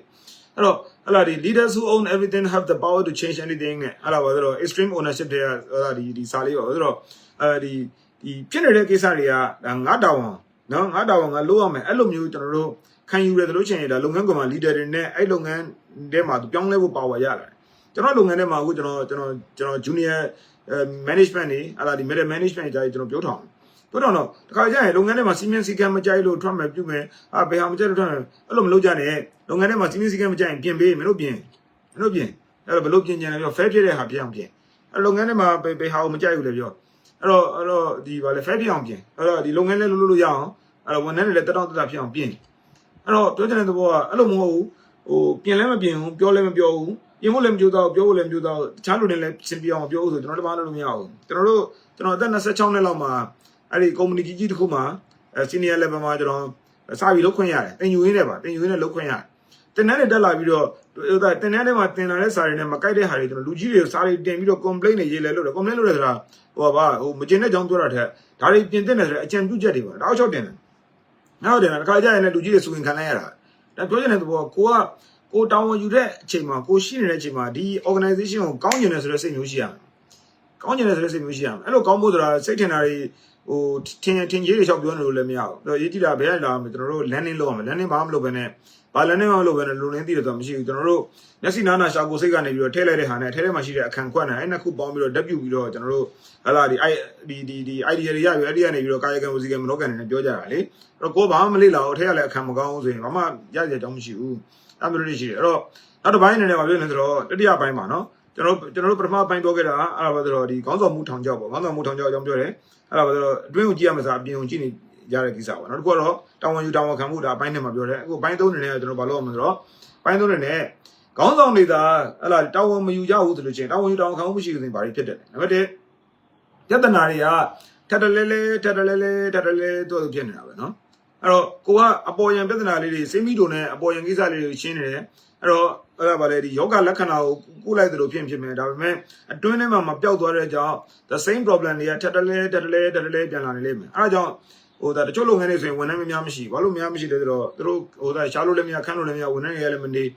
းမနေတော့အဲ့မှာဒီလုပ်ငန်းသေးလေးနဲ့လုပ်လို့ရတဲ့လောက်လေးပဲလုပ်နေကြတာပေါ့နော်ဒါမျိုးလေးတွေရှိတယ်ဆိုတော့အရေးကြီးတာကခုနပြောတယ်အဲ့ဒါဟိုလုပ်ဖို့လိုတယ်အဲ့ဒါပါတော့ဒီ root cause တွေကိုရှာပြီးတော့ဖြေရှင်းဖို့လိုတယ်ရမယ်လို့ထင်ပါတယ်နော်ဆိုတော့မှတယောက်ကအတန်လေးနည်းနည်းလေးမကြောက်ရေးလိုက်တာတွေ့လို့အတန်အားလုံးကြားကြလားမသိ chat box မှာနည်းနည်းရေးပြပါအောင်နော်ဒီ comment မှာအတန်ကောင်းလေးကြားလာတစ်ချက်တော့ရေးပြပါအောင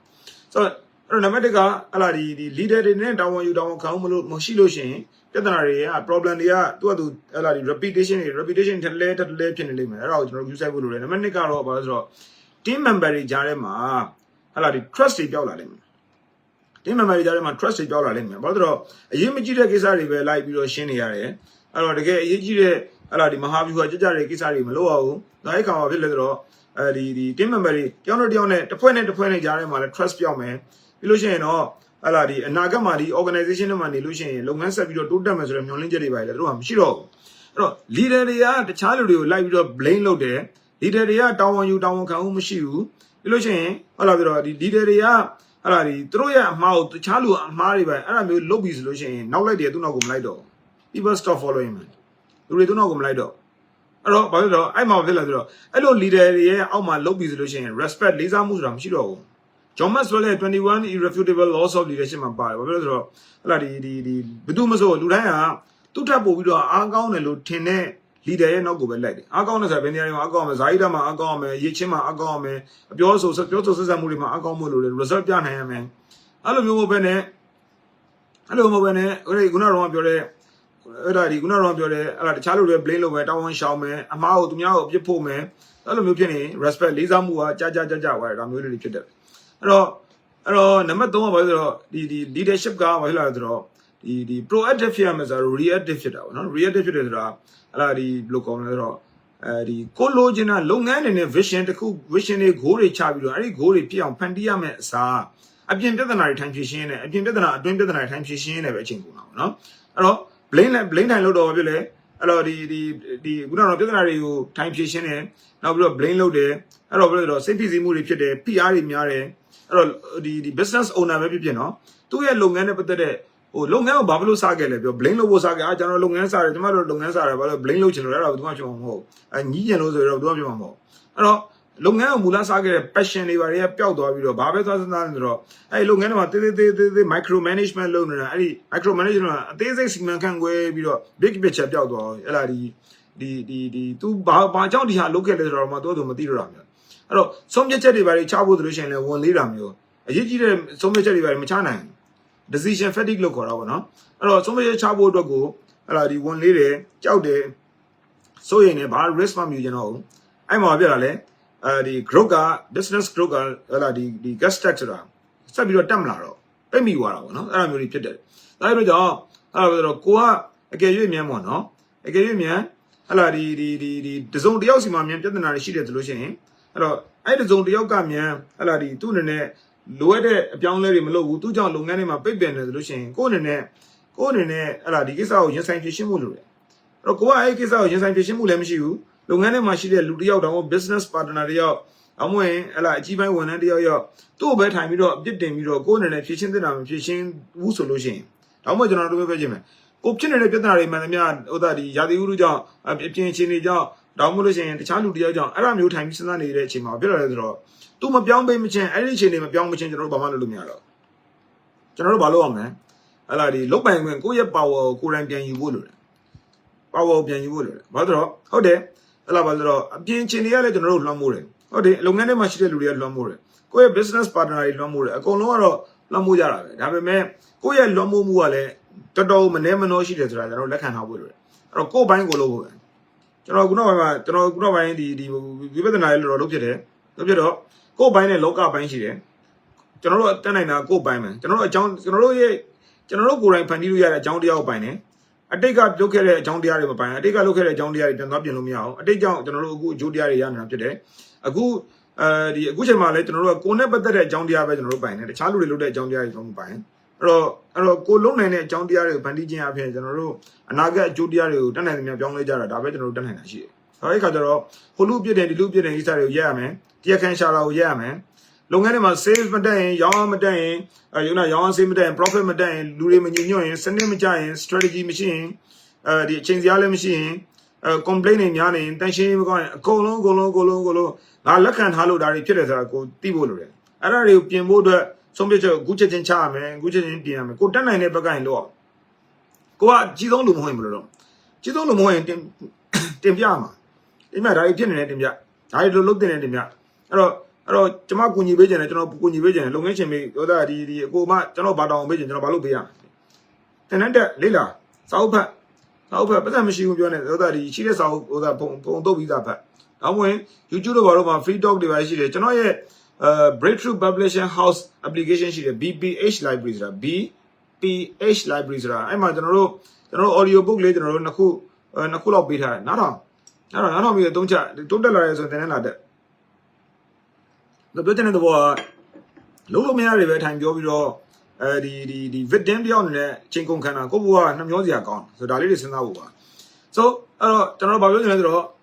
့ဒီ 5 transformational ownership practices အဲ့ဒါဒီတိုးတက်ပြောင်းလဲစေတဲ့ခေါင်းဆောင်မှုအတွက်ကိုဒီလုပ်တဲ့အချက်5ချက်အဲ့ဒါလေးကျွန်တော်ခက်သက် share လုပ်မယ်နံပါတ်1ဘာလို့မလို့တော့ဒါ business leader တွေအတွက်အများကြီးဆိုင်တယ် supervisor manager owner လူတွေနဲ့တော့ own the culture you allow ဆိုတာဟလာဒီကိုဘလို့ culture အစင်လာယဉ်ကျေးမှုကိုခွင့်ပြုထားတယ်လဲဆိုတော့ကိုပြန်ပြီးတော့စဉ်းစားဖို့လိုတယ်ကိုတိုင်းအဲ့လာပါလေဆိုတော့ကိုခွင့်ပြုထားတဲ့ culture တွေကိုကိုတိုင်းတာဝန်ယူတာဝန်ခံမှုပြန်ပြီးလုပ်ဖို့လိုတယ် တော့အကယ်၍မြန်လုပ်ငန်းထဲမှာ drama ဆိုတာလေဟိုဖြစ်လို့ဒီဟာဖြစ်လို့ဒီဟာဖြစ်လို့ရုပ်ရှင်ရိုက်တယ်လို့မျိုးလေအဲ drama ခင်းတယ်ဆိုတာရှိရမလားဒါအဲ့လိုမျိုးဒီပြောပြီးတော့ရှားကြံအကြောင်းပြနေတာမျိုးတွေရှိသလား blame လုပ်တဲ့ culture ရှိလားအစိုးမြင်တဲ့ culture တွေရှိနေသလားအဲ့လိုမျိုးတွေရှိနေသလားစသဖြင့်ရှိနေတယ်ဆိုရင်ကိုမေးကြည့်ကိုဘာတွေကိုမြန်အဲ့လိုပါလေတော့ဒီကိုလက်မခံတဲ့ဘယ်အရာတွေကိုလက်ခံထားနေတယ်လက်မခံတဲ့အရာတွေကိုလက်ခံထားတဲ့လုပ်ငန်းတိုးတက်မှာမဟုတ်အဲ့တော့ကျွန်တော်ဒီမှာအခုကြည့်နေတဲ့မိတ်ဆွေတွေအားလုံးပဲအဲ့လိုပါတော့ဒီလုပ်ငန်းထဲမှာပြင်စရာမရှိဘူးလို့ပြောရင်ကျွန်တော်လုံးဝလက်ခံအောင်လုပ်ငန်းထဲမှာပြင်စရာတရားပေါ့ရှိတယ်အဲ့တော့ဒီကို ownership မယူတာပဲဖြစ်မှာအဲ့ဒါတွေကိုလက်ခံမှရဆိုတော့နောက်တစ်ခုတော့ကိုတိုင်ရောဘလို့စံနမူနာတွေကိုသူတို့ရှေ့မှာပြသလဲပေါ့နော် what example have I set ဆိုတာအဲ့ဒါဒီဘလို့ဘလို့ example တွေဘလို့နမူနာတွေကိုပြတယ်ကိုရုံးစောသွားလာကိုနောက်ကျမှပြန်လာကိုအလုပ်တွေကိုတေချာလုပ်တာနိုင်နဲ့မြကိုမှချင်းစရာရှိတယ်ကျွန်တော်ခုနောက်ပိုင်းမှာtraining တွေမှာကျွန်တော်နည်းနည်းလေးဘယ်လိုကောင်းမလဲဆိုတော့ကျွန်တော်မြင်တဲ့အမြင်ပေါ့နော်နည်းနည်းလေး feedback တွေ owner တွေကိုပြောတာပါအလုပ်သွားတာဆိုင်သွားတာအလုပ်လုပ်တာမဟုတ်ဘူးလို့ company ကိုသွားတာလုပ်တာမဟုတ်ဘူးဆိုင်သွားထိုင်တာအလုပ်လုပ်တာမဟုတ်ဆိုင်သွားထိုင်တာညီမချင်းဆိုင်ထိုင်တာ company ကိုသွားတာညီမချင်းအလုပ်သွားတာညီမချင်းအလုပ်သွားတာအလုပ်သွားပြီးတော့နိုင်နဲ့အမျှဘာလုပ်တယ်လဲအဲ့ဒါဘာလဲဆိုတော့အရေးမကြီးတာရှောက်လို့နေအလုပ်လုပ်တာမဟုတ်ဘူးအဲ့ဒါဘာလဲဆိုတော့ကိုမလုပ်လဲရတဲ့ဟာတွေကိုရှောက်လို့နေတာအဲ့ဒါလုပ်တာမဟုတ်ဘူးအဲ့တော့ကိုယ်အနေနဲ့ဒီနေ့လုပ်ပြီးဒီနေ့လုပ်ပြီးဒီနေ့ပြီးသွားပြီးတော့အနာဂတ်တန်ဖိုးမရှိတဲ့ဟာတွေကိုလုပ်နေရင်အဲ senior level အလုပ်လုပ်တာမဟုတ်ဘူးကိုလုပ်တဲ့အလုပ်က senior ဆို senior level လုပ်ပြရမယ်ဒါခွဲခြားတာမဟုတ်ဘူး senior တွေကအနာဂတ်အတွက်လုပ်လို့ရမယ် senior တွေကအနာဂတ်အတွက်လုပ်လို့ရမယ် senior level ဖြစ်ပြီးတော့အဲ့တော့ဘာလို့ဒီနေ့လုပ်ပြီးဒီနေ့ပြီးသွားတဲ့ဟာလောက်ပဲအာရုံစိုက်တယ်ဆိုတောင်းခွဲမှုပိုင်းဒီလိုအပ်ချက်တွေရှိနေတာဖြစ်လိမ့်မယ်ဒီလိုပြောတာအောက်ခြေသိန်းလိုအပ်တဲ့ရှင်တော်ဝင်မလို့အောင်ပြောတာမဟုတ်ဘူးအဆင့်တန်းခွဲကြတာမဟုတ်ဘူးဒါပေမဲ့ကိုကဟလာဒီအပေါ် level မှာတာဝန်ယူထားတယ်အပေါ် level အတွက်ကိုကဟလာဒီလာစာအကျိုးခံစားခွင့်တော့မဟုတ်ရင်ဟလာဒီ role ယူထားတယ်ဆိုလို့ရှိရင်အပေါ် level နဲ့ senior ရဲ့အလုပ်တွေကိုရွေးချယ်လုပ်ကင်တာဖြစ်ရမယ်အဲ့တော့ကိုဘယ်လိုစံနှုန်းတွေယူသလဲအဲ့တော့ကျတော့ဘယ်လိုမျိုးကျွန်တော်အခုပြောနေသလိုမျိုးအရေးကြီးတဲ့ဘယ်လိုမျိုးထိတ်တိုက်ပြောဆိုမှုတွေကိုကိုရှောင်နေတာဖြစ်တယ်အဲ့တော့ထိတ်တိုက်ပြောဆိုမှုဆိုတော့လူတွေကိုလိုက်ဘူးကလန့်လိုက်ပြောမှပြောတာမဟုတ်ဘူးလူတွေပါစီးအောင်ကျွန်တော်ဒီမှာအချိန်နည်းနည်းနဲ့ကျွန်တော်ပြောနေရတော့ကျွန်တော်ပြောတာနည်းနည်းလေးမြင်ကြီးသလိုမြင်ရန် strong ဖြစ်နေသလိုဖြစ် sorry ပါအဲ့တော့ကျွန်တော်တို့ကကိုလူတွေကိုကိုကပြောပြမယ်ငါတို့လိုဖြစ်နေတယ်ငါတို့တိုင်းသွားရင်တော့ဘယ်လိုဖြစ်ကျွန်တော်လွန်ခဲ့တဲ့3နှစ်မှာကျွန်တော် coach တွေကိုပြောတယ်2022ဟိုဒါဒီ2022ဟိုလောက်မှာနှစ်ခွဲမှာကျွန်တော်ပြောတယ်ပြောလို့တော့ကျွန်တော်တို့ကအခြားကျွန်တော်တို့တင်နေလာတက်လို့ရှိရင် owner တွေအဲ့လိုလုပ်ငန်းတွေဘယ်နှစတွေဟိုဒါဒီဘယ်နှစတိုးတက်တာတွေရှိတယ်ဒါကျွန်တော်တို့တင်နေတာဟောင်းတွေကိုကြည့်ပါတည်ရတယ်ကျွန်တော်ဒီမှာရှိတဲ့မိတ်ဆွေတွေဒီကြောင်ညာနေနေဝင် PPCA တက်ပါ PPCA တက်ဖို့တော့အောက်မှာ TLG TLB တက်ရမှာပြီး PPCA တက်လို့ရတယ် PPCA တက်ရင် business leader တွေအဲ့ဒါဒီလုပ်ငန်းတိုးတက်ဖို့ chance အများကြီးများတယ်ကျွန်တော်တို့ကအဲ့ဒါတွေကိုဟိုဘာလို့ခေါ်မလဲ2018ကနေပြီးတော့အခုချိန်ထိ batch pound 40တင်လာဒီ PPCA တခုကိုပြော TLB လည်း batch 40ဒီမှာဒီ TLG က106 batch လောက်ရှိရပါတော့။ခုနပြန်ပြောတာပါလေဆိုတော့ကျွန်တော်တို့အဲ့လိုမျိုးဒီလုပ်ငန်းရှင်တွေကိုလုပ်ငန်းတွေသူတို့လုပ်ငန်းတွေဇာတ်နဲ့ချီပြီးတိုးတက်အောင်ထိကိုကျွန်တော်တို့ကူညီပေးနိုင်တယ်။ကျွန်တော်တို့မေးတာကျွန်တော်2020တော့ stack ဖြစ်နေ stack ဖြစ်တာပိတ်နေဆိုလုပ်ငန်းဟလာဒီငွေမာနတစ်ခုလောက်ပိတ်ပြီးတော့ဟိုမတက်ဘူးဖြစ်နေကျွန်တော်တို့မေးတယ်ကျွန်တော်မေးတော့ကျွန်တော်ရဲ့ senior director တွေဟိုလုပ်တဲ့တောက်ချောက်ကြာပြီးကျွန်တော်နဲ့ဟို10နှစ်ကျော်တွဲလို့လာရလို့တော့မှကျွန်တော်စိတ်ကူးကြတာပဲကျွန်တော်တို့မေးတယ်အဲ့တော့ကျွန်တော်မေးတယ်ဆိုတော့ကျွန်တော်တယောက်တည်းကြိုးစီးပါမို့သူတို့လည်းဟိုနောက်စားဟိုဒါဒီ commission ဒီ incentive ပဲမရဘူးကိုလည်းမရသူတို့လည်းမရ lose ပြနေတာကျွန်တော်တို့လောက်မှာ win လို့သွားမှာအဲ့ဒါ win သွားမှာအဲ့တော့ကျွန်တော်တို့ feedback ပေးတယ်အဲ့တော့ကျွန်တော် target သတ်မှတ်တယ်ပြီးတော့ဒီပါလုပ်ငန်းတွေမှာ restructure တော့ရှောက်လုပ်တယ်အဲ့ဒီနေ့ပြီးမှကျွန်တော်တို့ဟလာဒီခံမှန်းကြီး3စားလောက်တက်တယ်နောက်တစ်နေ့မှကျွန်တော်2စားလောက်တက်တယ်နောက်တစ်နေ့မှကျွန်တော်တို့ဟလာပါလေဒီ2စားလောက်ထပ်သွားဖို့ target လေးနဲ့သွားတယ်ပြောချင်တဲ့သဘောက leader တွေနဲ့အဲ့လာ business မှာရှိတဲ့လုပ်ငန်းဥဆောင်တဲ့လူတွေအစဉ်စဉ်အနေနဲ့အဲ့လာပါတော့ပြောတဲ့ပြောထိုက်တဲ့ဟာတွေကိုမပြောဘဲနဲ့ရှောင်နေသေးဝေ့နေသေးလုပ်ငန်းတိုးတက်မှုကရက်တက်နေမှာပဲကိုပါရမလဲဆိုတော့ကိုလက်ခံထားတာပဲရလူတိုင်း business တွေမှာ organization တွေမှာမိသားစုတွေမှာကိုလက်ခံထားတာပဲကိုရကိုအနေနဲ့ပြောတဲ့ပြောထိုက်တဲ့ဟာကိုပြောရန်ဖြစ်ရမှမပြောဘူးစီယုံနိုင်စွမ်းရှိဖို့ဆိုတာငကိုတွေကဒီပါလေဒီအပေါ် level ရောက်လာတဲ့စီယုံနိုင်စွမ်းဆိုတာရှိလို့ရှိအောင်အဲ့လိုကြောင့်ကိုအနေနဲ့ဘယ်နေရာတွေမှာကိုလူတွေနဲ့အဲ့လာဒီပွင့်လင်းစကားပြောဖို့လိုနေတယ်လေအဲ့ဒါအားလုံးစဉ်းစားကြဖို့ကျွန်တော်လည်းတွန်းနေတယ်အဲ့တော့ leader တွေနဲ့မလုပ်အောင်မလဲကိုအနေနဲ့အဲ့လာပါဆိုတော့ဒီကိုဘယ်နေရာတွေဘလို့ပြုမှုတွေကိုစုချမလဲဘလို့ပြုမှုတွေကိုတော့ကိုခွင့်ပြုမလဲဘလို့ပြုမှုတွေကိုတော့ကိုလစ်ရှုထားမလဲအဲ့ဒါလေးတွေကိုတတ်မှတ်ပြီးတော့ကိုယ့်ရဲ့လုပ်ငန်းမှာအဲ့ဒါလုပ်ငန်းရဲ့ atmosphere အဲ့ဒါဒီပတ်ဝန်းကျင်ကိုကျွန်တော်တို့ပုံသွင်းရမှာ culture ကိုပုံသွင်းရမှာ Alors, Macon Sucha, Gonle Sucha. Alors, the Gonle Mabio, Magonle Mabio, Lona Luenele Matopia. Allow the Soyan Zemiane, General, the Yaruji Malumia. Lumia. Alors, the Kaja, that General Yaru, Bureau, Company, Yellow Hope and Sign Liver, when I will go, load Lobaji, loaded Rangarum sign him. Go Longa, Alava lady, Longa, the cool 2 don't like you, Surane. I long a CEO MD, GM Yaru, go you like you use up. Alors, I alma Siemens Sigan Vanya Senator Lolo Shana Colonna go down. Alors, Alma Lule can have it. Send the Lungambo we do check with the Lule can below me to Dare Colongo Lunam, one of those. Alors, Archagaro, Koya Pioso Bone, what are you down Camodu? Koya Dima Maria confused with the your twin day. I want to say Lower Mehow, Malobene, machine limene, Lodagan and Nene, say Bow and Zamu Mashu, Arab the Lucian, Golden, Coco Mea, make one. Longa vision e gore go through Shinshin and Joyla. Longa vision e gore through Shin and Joyla. Illusion throw down the cuckoo illusion. I down when not where John why one. The Simon Sinex out the South Vice Russia. It's really now where John Yen, Melody look up Buffalo Yiji, Longa Yishi, Blue Jupun and customary Blue Jupun and the Koye Longama Blumio Tayo, the Yishi, Josie Wablu, she did, Dario throw the Chashin Piadla. Illusion, down the cool baby you are in Nakulo, the Kua support beer, the Kua feedback you are, support beers are. Hello, throw Kua, I down, Congomo, Sound Namo, the lowered thing Jamuri, Ala the Abbas Gari, Adamwe, the Luro, the Zero, Ala the Nissan, do Dario Copambu Biela, Ala Copaca Biela. To the Adakura, throw lonely the latter life follow alone. I don't know the life follow alone. General, Bayam, Bayam, go follow the Hakuyama. Hello, the General, the chairman, and very happy. You're General Bobby, I'm doing it. You know, Bobby Luda and signed how long penny. Hello, building the war. Jola on a view. Jola on a view. I see him. I see him. Hello, I see my young. General, no, you're the one, chairman.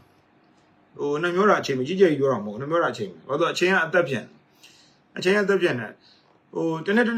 Chingo, Bene, Mamma, Shimia, Alava, Kodwa Shimia, Bidadu Shimia, Lungama Shimia, Brahida Shimia, Bema Shimia, Bulong, so the war. Then I am not Jubilee, Bema Jubio, that you are the devil, and you're the con. Araguna, Goya communication, could be possible in never go down Camudure. Goya, the Unapin, miscommunication, and Alet Boba Mundura, Oyaka, Genoye, the Luka Jare, the Yamadione. Longaneva, manager level Yamadione, misunderstanding it. Naleda. Copiora and chat to the world. Oh, Jan, the Lord looked at Jarrell among the Capura and Lueni. The child development Luemio. Go go missing here. So, President war miscommunication that are chitted. Machinelli looked at the council we are over, and Nalet Wobamu Luera, the Kinija.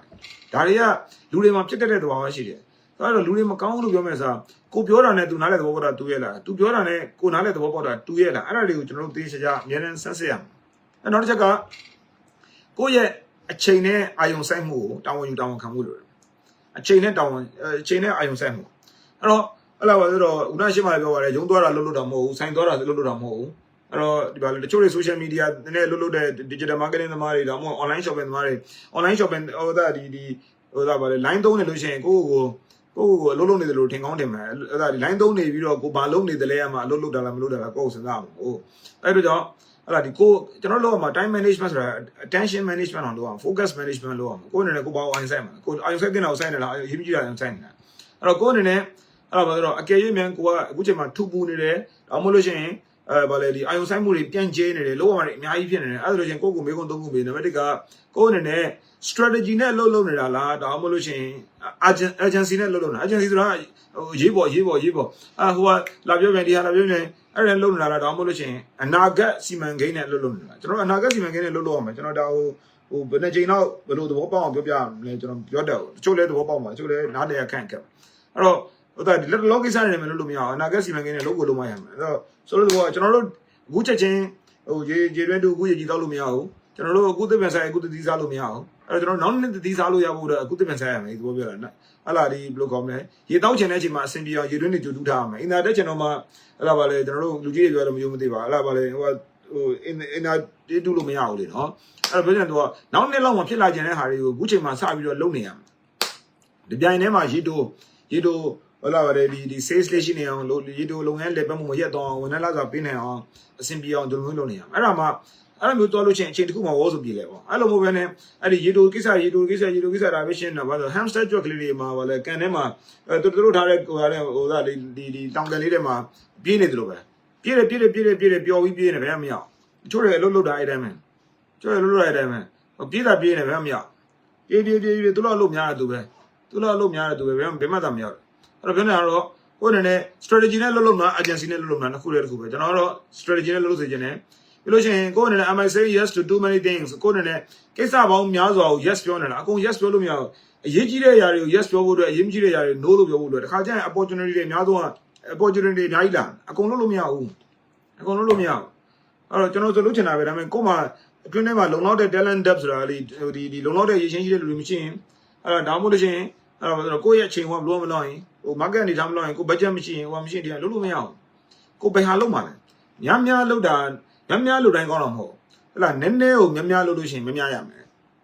်များလုပ်လို့ရှိရင်နည်းနည်းပဲရစဉ်းစားဖို့နော်အဲ့တော့ကိုယ်အနေနဲ့ business မှာ working on လုပ်လား working in လုပ်တာ working on ဆိုတာအရှင်းမကြီးမောင်းပြောပြောလို့ strategy ကို insight တဲ့ system တွေတိစောက်တယ်ဝန်ထမ်းတွေ training ရေရှည်အတွက်ကိုလုပ်တယ်ဒါတွေက working on နေအဲ့တော့ working in ဆိုတော့နေ့စောစောရင်တို့ချင်းဝင်ပြီးချက်ပြုတ်မယ်ပစ္စည်းလဲမယ် customer service ပေးမယ်ဆိုဝယ်ထိုးမယ်အကျန်အဲ့ဒါဒီဈေးသွားဝယ်မယ်အဲ့ဒါတွေအလုံး working in နေဒီနေ့လုပ်ပြီးဒီနေ့ပြီးသွားရင် working in ဒီနေ့လုပ်ပြီးအနာဂတ်အတွက်ဒါတစ်ခါလုပ်ထားပြီးကြာခံတယ် system ချလို့ဒီဟာအများနဲ့သုံးလို့ရဆိုရင်ဒါ working on ကို working on လို့လုပ်ရမှာ working in တွေကိုအောက်ကအငယ်တွေကိုလွှဲရမှာအဲ့လိုမလုပ်ရင်မရအောင်နောက်ကိုလာဒီကိုယ့်ရဲ့ calendar ကိုကြည့်လိုက်ကိုယ့်ရဲ့ to do list ကိုကြည့်လိုက် to do list မှာကိုအရင်ကြီးတာရှောက်လုပ်နေသလားရေးကြည့်တာလုပ်တာကိုယ့်ကိုစဉ်းစားပါနော်နောက်တစ်ချက်ကတော့ကိုကအဲ့ဘာပြောတော့လုပ်ရက်တွေကိုပဲမဟုတ်ဘဲနဲ့ရလက်တွေကိုပါတာဝန်ခံဒီနေရာမှာကျွန်တော်ခုနကပြောတာနဲ့ contradict ဖြစ်မယ်ဟဲ့လားဒီနည်းနည်းလေးရောမယ်ဟဲ့လားပြောဟုတ်တယ်ဟိုတချို့တင်နေတွေမှာကျွန်တော်ပြောပါတယ်ရလက်တွေကဟိုဒါဒီကိုယ့်အပိုင်းမဟုတ်ဘူးဒါလောကအပိုင်းလို့ပြောတယ်ဒါပေမဲ့ကိုယ့်ရဲ့လုပ်ရက်တွေရဲ့အကြောင်းတရားကြောင့်ဟဲ့လားပြောတော့ဒီလုပ်ရက်ဒီလုပ်ရက်တွေရဲ့အကြောင်းတရားတွေလုပ်ရက်အကြောင်းတရားတွေကြောင့်ရလက်အကျိုးတရားတွေဖြစ်လာဖြစ်တဲ့ကြောင့်ကိုယ်အနေနဲ့အဲ့လားပါဆိုဟင်းရတာမိတယ်လို့ပဲလေဟင်းရတာမိကြည့်လိုက်တော့ငါထက်တာစားများသွားလားငါထက်တာများအဲ့ဒါဒီဘယ်နေရာမှာများရတာလုံကဲသွားလဲအဲ့လိုငါတော့တစ်ခေါက်ပြန်ချက်ဘယ်လိုပြင်မလဲအဲ့ဒါကြည့်ရအောင်ပြောချင်တဲ့သဘောကရလာတဲ့ရလက်တွေကိုတာဝန်ယူတာဝန်ခံရမယ်တစ်ဖက်ကဒီပါလေဒီလုတ်တိုင်းမဖြစ်တဲ့အနတ္တသဘောလေးဒါလေးကိုကျွန်တော်တို့ကဆင်ခြင်ရမယ်ဒါဆိုရအဲ့တော့အဲ့ခါကျတော့ကိုပြင်ရမယ့်ဘိုင်းကိုမပြင်ဘူးအဲ့ဒါပါတော့မှတော့ဟိုဝိတ်များနေတယ်ကိုပြင်ရမယ့်ဘိုင်းကိုမပြင်မင်းနဲ့ဝါတာပဲထိုင်ပြောနေလို့မရတာဟုတ်အဲ့ခါကျတော့ကျွန်တော်တို့ကဟိုပေါင်ချေရမယ်ပေါင်ချေမျိုးလို့ရှိရင်ကိုဝနေလားကိုအနေနဲ့ဘာတွေပြင်ဆင်ရမှာသူဒါတွေကျွန်တော်တို့စဉ်းစားဖို့လိုတယ်အဲ့တော့ဟိုမပြောနဲ့ဟလာဒီကျွန်တော်စူးစမ်းတယ်လို့ကျွန်တော်နီးလန်းနေအများကြီးစမ်းသပ်ပြီးလို့အဲ့ဒါမျိုးတွေပြောတယ်ငါဘယ်လို result တွေရလဲငါဘယ်လို result တွေရလဲကိုအဲ့တော့ကိုရနေတဲ့ result တွေကမလိမ်ဘူးပေါင်ချိန်ဆက်ကမလိမ်ဘူးဟလာဒီကိုရဲ့ bank account မလိမ်ဘူးကိုရဲ့ဟလာဒီဘာပေးညာပေး account တွေကမလိမ်ဘူးဟလာကိုရဲ့ voucher တွေကမလိမ်ဘူးအဲ့ကိုဆိုင်ထဲမှာဝင်လာနေတဲ့ customer အရေးအတွက်ကမလိမ်ဘူးကိုရဲ့ video view ဘယ်လောက်ကြည့်တယ်လဲဆိုတာမလိမ်ဘူးအဲ့ဒါတွေက number တွေကမလိမ်တော့ကိုဆိုင်ထဲမှာတော့ကိုမစိုးပါဘူးဘာညာလို့ပြောလို့ရတယ်ကိန်းကနေနေရမလိမ်ဘူးအဲ့တော့အကယ်၍မြန်ကိုရဲ့ team member တွေကဟလာဒီကိုပြောတာတွေ line မလို့ဘူးဆိုလို့ရှိရင်ကိုကဘာလို့တောင်းဝန်ခံမှာဆိုတော့ကိုရဲ့ပြောဆိုပုံဘယ်လိုလဲကိုရဲ့ခေါင်းဆောင်ပုံဘယ်လိုလဲကိုတို့ဘယ်လို train တယ်လဲကိုဘယ်လိုလူတွေကိုခန့်ထားတယ်လဲဘယ်လိုလူတွေကိုကိုအလုံးမှာဆက်ထားပြီးတော့ဘယ်လိုလူတွေကိုကိုအဲ့ဒါဘာလို့ဟိုဒီမထားတင်မဲနဲ့ထားနေတာတွေရှိနေတယ်အဲ့တော့တေချာစမ်းရဘယ်သူတွေကိုကို feedback မပေးပဲထားလဲဘယ်သူတွေကိုစူးစမ်းပေမဲ့ကိုမြေတောင်မျှဝေပေးထားလဲပြောနေတော့တောင်းဝန်ယူတောင်းဝန်ခံရမယ်အဲ့တော့လုပ်ငန်းတွေမှာဒါကျွန်တော်တို့ business leadership ကြောင့်ပြောတယ်လုပ်ငန်းတွေမှာကိုဒါတွေမလုပ်ရင်မရအောင်အဲ့တော့အဲ့လိုပါဆိုတော့ effort without responsibility leads to excuses တွေပါဆိုတော့တောင်းဝန်ယူတောင်းဝန်ခံမှုပါတဲ့ကြိုးပမ်းအားထုတ်မှုတွေအကုန်လုံးကစင်ကြယ်လေးပဲအဲ့တော့ result require leadership business result require leadership စီးပွားရေးမှာ result လိုချင် leadership လိုတယ် leadership မရှိဘဲနဲ့မရဘူး leadership မရှိဘဲနဲ့မရနိုင်အဲ့တော့နောက်ရေးကြည့်တာပါလေကတ်သက်လေးသွားမယ်နော်တနားကြီးအဲ့ဒါကြော်ပြီးတော့ဟိုအချိန်မလောက်ပါဆိုတော့ကတ်သက်လေးသွားနောက်တစ်ခုကတော့ဘာလို့ကိုယ့်ရဲ့ energy နဲ့ကိုယ့်ရဲ့ state energy ဆိုတော့ကိုယ့်ရဲ့စိတ်ပိုင်းဆိုင်ရာ energy ရုပ်ပိုင်းဆိုင်ရာ energy state emotional state အဲ့တော့ကျွန်တော်တို့ဒီမှာဟိုသားပါလေဟိုကျွန်တော်နဲ့စိတ်နဲ့သူတွေရှိနေကျွန်တော်လည်းကိုတယောက်တည်းယူလို့ဖြစ်နေမှာဆိုတော့ကျွန်တော်တို့ဒီ internet တွေမှာ1 2 3 yes အဲ့လို order ရှိတယ် incantation တွေ order ရှိတယ် goring also လာရှိတယ်အဲ့တော့ကိုကအများနဲ့ဟို fatigue ဖြစ်တာပြန်မှန်းပြီးတော့ iron ကုန်ခံပြီးတော့ frustrated ဖြစ်တဲ့စိုးရင်ပူပန်ပြီးတော့ဒီပါလေဟိုကဖြစ်မလားဒီဟာဖြစ်မလားဟိုဒါဒီအတိတ်ကိုပြန်စဉ်းစားဟိုဒါဒီစိတ်ဆိုးအနာဂတ်ကိုကြိုးစဉ်းစားပူပန်အဲ့လိုမျိုးတွေဖြစ်အများအားဟိုဒါဒီတိုက်ရက်ဖြစ်နေတာလားအဲ့လိုမျိုးတွေဖြစ်နေတယ်လို့ရှိရင်အဲ့ပါတော့အဲ့ကိုယ့်ရဲ့အနေထားဟလာဒီလုပ်ငန်းတစ်ခုလုံးလွှမ်းမိုးလိမ့်မယ်လုပ်ငန်းတစ်ခုလုံးလွှမ်းမိုးလိမ့်မယ်အဲ့တော့ကိုယ့်ရဲ့ energy ကိုယ့်ရဲ့ state management အခြေအနေစိတ်နဲ့ကိုယ်နဲ့အခြေအနေပေါ့နော်ကိုယ့်ရဲ့အခြေအနေကိုယ်တိုင် manage လုပ်အောင်ကိုယ်ကတနေ့တာကိုဘာနဲ့စားလဲ clarity တွေ purpose တွေဆို clarity ဆိုအမြင်ရှင်းလင်းမှုတွေ purpose ရည်ရွယ်ချက်တွေနဲ့စလာဒါမှမဟုတ်လို့ရှိရင်ကိုယ်တည်းဟိုလာဒီထူပူပြီးတော့အလုပ်ကိုမတက်တာလို့လာတဲ့သဘောဒါဒီလုပ်ငန်းလည်းမလုပ်ချင်မဲလုပ်နေတဲ့သူအဲ့လိုလုပ်နေတာလားအ ਨੇ ဆုံးပေါ့နော်အ ਨੇ ဆုံးပေါ့ဒီလောကကန်ရခက်တယ်ဆိုရင်တော့ကိုဒီလုပ်ကိုစားခဲ့တဲ့ရည်ရွယ်ချက်တွေကိုပြန်စဉ်းစားပြီးတော့ငါ passion ရှိလို့စားခဲ့တာပဲငါလုပ်နေရတော့ဟိုပျော်တယ်ဆိုတဲ့စိတ်ကလေးနဲ့လုပ်ကိုယ်တိုင်မှလုပ်မှာ engagement မရှိရင်ကိုယ့်ရဲ့ team member တွေဘယ်လိုမှ engagement မရှိနိုင်ဘူးရှိနိုင်အောင်ကိုလူတွေပြင်းနေကိုလူတွေစိတ်မပိုင်အဲ့ဒါကိုပဲကိုယ့်တပတ်မှလူတွေစိတ်မပိုင်ကိုပဲတချို့လူတွေအဲ့ဒါထပ်ပြောပါမယ်အဲ့ဒါဒီကိုဝန်ထမ်းလုပ်နေတယ်ဝန်ထမ်းလုပ်နေပြီးတော့လာစာနဲလို့နည်းနည်းပဲလုပ်တယ်ပဲလာစာနဲလို့နည်းနည်းပဲလုပ်မယ်ဆိုတာထွက်ဘာလို့တော့ကြားလေးလက်ကြားလေးတွေပဲအထွက်ဖို့ချိန်လေးမရှိဘူးသူလာစာနဲလဲကောင်းကောင်းလို့အဲ့တော့ဟိုတော့ဗါလေဒီလာစာနဲလို့ဆိုပြီး short လုပ်မယ်ထွက်လည်းမထွက်ဘူးအဲ့တော့ဘာဖြစ်လို့ဆိုတော့ကြားလေးကိုယ့်ရဲ့အဲ့လားဗါလေဒီအဖက်ကပါနော်ကိုယ့်ရဲ့ရည်ချင်းတွေကြမယ်ကိုယ့်ရဲ့လုံနိုင်စွမ်းတွေကြမယ်9နှစ်ကုန်သွားတော့ဘယ်လိုလုပ်မလဲကိုယ်ငတုံးပြနေအောင်အဲ့တော့ဒီနေ့ပတ်စံမရတာကြောင့်မဟုတ်နောက်9နှစ်မှာကိုယ်ပတ်စံများရဖို့နောက်9နှစ်မှာပတ်စံရဖို့တော့ကိုယ့်ကို train နေဖို့ကိုယ့်ရဲ့စိတ်ကို train နေကိုယ့်ရဲ့ creativity အဲ့ဒါဒီဖန်တီးနိုင်စွမ်း train နေရမယ်ကိုယ့်ရဲ့ management skill leadership skill ကိုယ့်ရဲ့ communication skill ကိုယ့်ရဲ့ negotiation skill အကုန်လုံး train နေရမှာအဲ့တော့မိုးရဲ့လုပ်ငန်းရှင်ကိုတော့ပြောကြည့်ကျွန်တော်လုပ်ငန်းကိုနှစ်ဆတက်အောင်လုပ်ပေးမယ်ဘယ်လောက်တက်အောင်လုပ်ပေးမယ်ကျွန်တော်ဟိုဒါဒီ commission ဘယ်လောက်ပေးမယ်ကျွန်တော် commission ဘယ်လောက်ပေးမယ်တညိကိုလုံးဝ confidence ရှိတယ်တညိအဲ့တော့ပြောနေတော့ကိုယ့်ရဲ့ motivation ကိုယ့်ရဲ့ state ကျွန်တော်တို့က state ခေါ်တာပေါ့နော်အဲ့တော့ neuro linguistic programming NLP နဲ့နောက် Tony Robbins တို့က state ဆိုတာဟလာဒီကိုယ့်ရဲ့စိတ်ပိုင်းဆိုင်ရာရုပ်ပိုင်းဆိုင်ရာ energy ဒါတွေကိုယ့်ကို manage လုပ်မှရမယ်အဲ့တော့ကိုကဟလာဒီကိုယ့်ရဲ့စိတ်ခံစားမှုအခြေအနေတွေကိုကိုယ်တိုင် manage လုပ်မှလားဒါမှမဟုတ်လို့ရှိရင်စိတ်ခံစားမှုအခြေအနေတွေကကိုယ့်ကို manage လုပ်တာကိုခံမလားတခြားသနာကြီးအဲ့တော့တကယ်ကြီးကျယ်ခမ်းနားတဲ့ great leadership start with self leadership အဲ့တော့ဘာလို့တော့ကြီးကျယ်ခမ်းနားတဲ့ခေါင်းဆောင်ကိုဘယ်ရစားလဲကိုယ့်ကိုဥဆောင်တာနေစားတယ်ကိုယ့်ကိုဥဆောင်တဲ့လူဘယ်မှမဆိုလို့ပဲအဲ့ဒါဒီတကယ်ထိတိုက်ရင်ဆိုင်မှုကနောက်ဆုံးကျတော့ကိုနဲ့ရင်ဆိုင်ရတာပဲတရားထိုင်တယ်ကိုနဲ့ရင်ဆိုင်ရတာအဲ့ဒါဒီဂျင်မာကစားတယ်ပြေးတယ်ဘိုက်ချတယ်ဝိတ်ချတယ်အဲ့ဒါပါစားခြင်းပဲမစားဘူးမစားခြင်းနဲ့ကျမ်းမိုင်နဲ့ညွတ်တဲ့ဟာတွေစားတယ်ရေတောက်တယ်အဲ့အိပ်ရမယ့်ချိန်အိပ်တယ်အဲ့ဒါပါလေဒီ post တင်ရမယ့်ချိန်တင်တယ်ရေးရမယ့်ချိန်ရေးတယ်လုပ်ရမယ့်ချိန်လုပ်တယ်အဲ့ဒါတွေအကုန်လုံးကိုနဲ့အဲ့ဒါဒီရင်ဆိုင်ရတဲ့အဲ့ဒါဒီထိတိုက်ရင်ဆိုင်မှုတွေပဲကိုနဲ့တိုက်ပွဲပဲကိုကမတိုက်ချင်ဘယ်လိုလုပ်မလဲအသက်16နှစ်ပြည့်သွားပြီလေလူတိုင်းကိုတာဝန်ယူရမှာဆိုတော့တစ်ပိုင်းအဲ့ဒါဒီအပိုင်း9ပေါ့နော်တစ်ပိုင်းကတော့ဘာလို့တော့အတွင်းပိုင်းပြောင်းလဲမှုကအရာအလုံးပြောင်းလဲစေနိုင်တယ်တဲ့အဲ့ဒါဒီ the inner shift that changes everything အဲ့ဒါဘာလို့တော့အတွင်းပိုင်းပြောင်းလဲမှုကအဲ့ဒါကျန်တာအရာအလုံးပြောင်းလဲစေတယ်အဲ့တော့ခေါင်းဆောင်တယောက်အနေနဲ့လုပ်ငန်းဥဆောင်တဲ့လူတယောက်အနေနဲ့အဲ့ဒါဘာလို့တော့ blame အဲ့ဒါဒီအပြစ်တင်တာကနေပြီးတော့ ownership တာဝန်ယူတာဝန်ခံမှုဘက်ကိုပြောင်းပြီးဆိုတော့ရှင်ဘာတွေပြောင်းလာမလဲအဲ့တော့ ownership ကိုမယူချင်တဲ့အချိန်မှာကျွန်တော်တို့ကဘာလို့တော့အဲ့ဒီတေးမီးလေးတွေကိုလိုက်ပြီးတော့ညှိနေရမယ် ownership ကိုယူလိုက်တဲ့အချိန်မှာ system တွေစချလာတယ်ဟုတ်ပြီ sales ကိုဘယ်လိုဖြစ်စေချင်လဲ marketing ကိုဘယ်လိုဖြစ်စေချင်လဲရုံးလာပြီဆိုရင်ရုံးမှာစကားပြောရင်ဘယ်လိုပြောရမလဲအကုန်လုံးကို instruction ပေးရလို့ရတယ်အဲ့ဒါဒီ fair ဖြစ်တဲ့ဟာဖြစ်ရမှာနော်အဲ့လိုမဟုတ်တဲ့ဟာတွေအကြောင်းဖြစ်အောင်အဲ့တော့ fair ဖြစ်တဲ့ဟာတွေလုပ်ရမယ်အဲ့လိုမျိုးအဲ့ဒါဒီပြဿနာတွေလိုက်ဖြစ်ရှင်းနေမယ်ဆိုနောက်ပိုင်းမှာဒါနဲ့ပတ်သက်ရင်ဒီလိုလုပ်ရမယ်ဆိုကြိုတင်သတ်မှတ်ပြီးထားပြီးလို့ရှိရင်ကိုယ့်ရဲ့ team နဲ့ဟလာ team member တွေကြားထဲမှာအဲ့ဒါစိုးရင်ပူပန်မှုတွေစိတ်ချုပ်တွေးမှုတွေဖြစ်နေရမှာဆိုကိုယ့်ရဲ့အဓိကကြားတဲ့လူတွေကို coach လုပ်ရမယ်ဟလာဒီ develop လုပ်ရ trainer လုပ်ပေးရမယ် coaching skill တွေဒီ business leadership skill တွေကကျွန်တော်တေချာပြောတယ်ဒီမှာ business leader တွေပိုင်း PPC join မှာဒါကျွန်တော် direct ကို marketing direct ကို promotion လုပ်တာပါဆိုတော့ဟိုဒါပါလေဒီ TLJ 3ရက်တဲ့ PPC TLJ 3ရက်တဲ့ TLB 4ရက်တဲ့ PPC 5ရက်တဲ့အဲ့ဒါပြီးရင်အများကြီးပြောင်းသွားလိမ့်အများကြီးပြောင်းသွားလိမ့်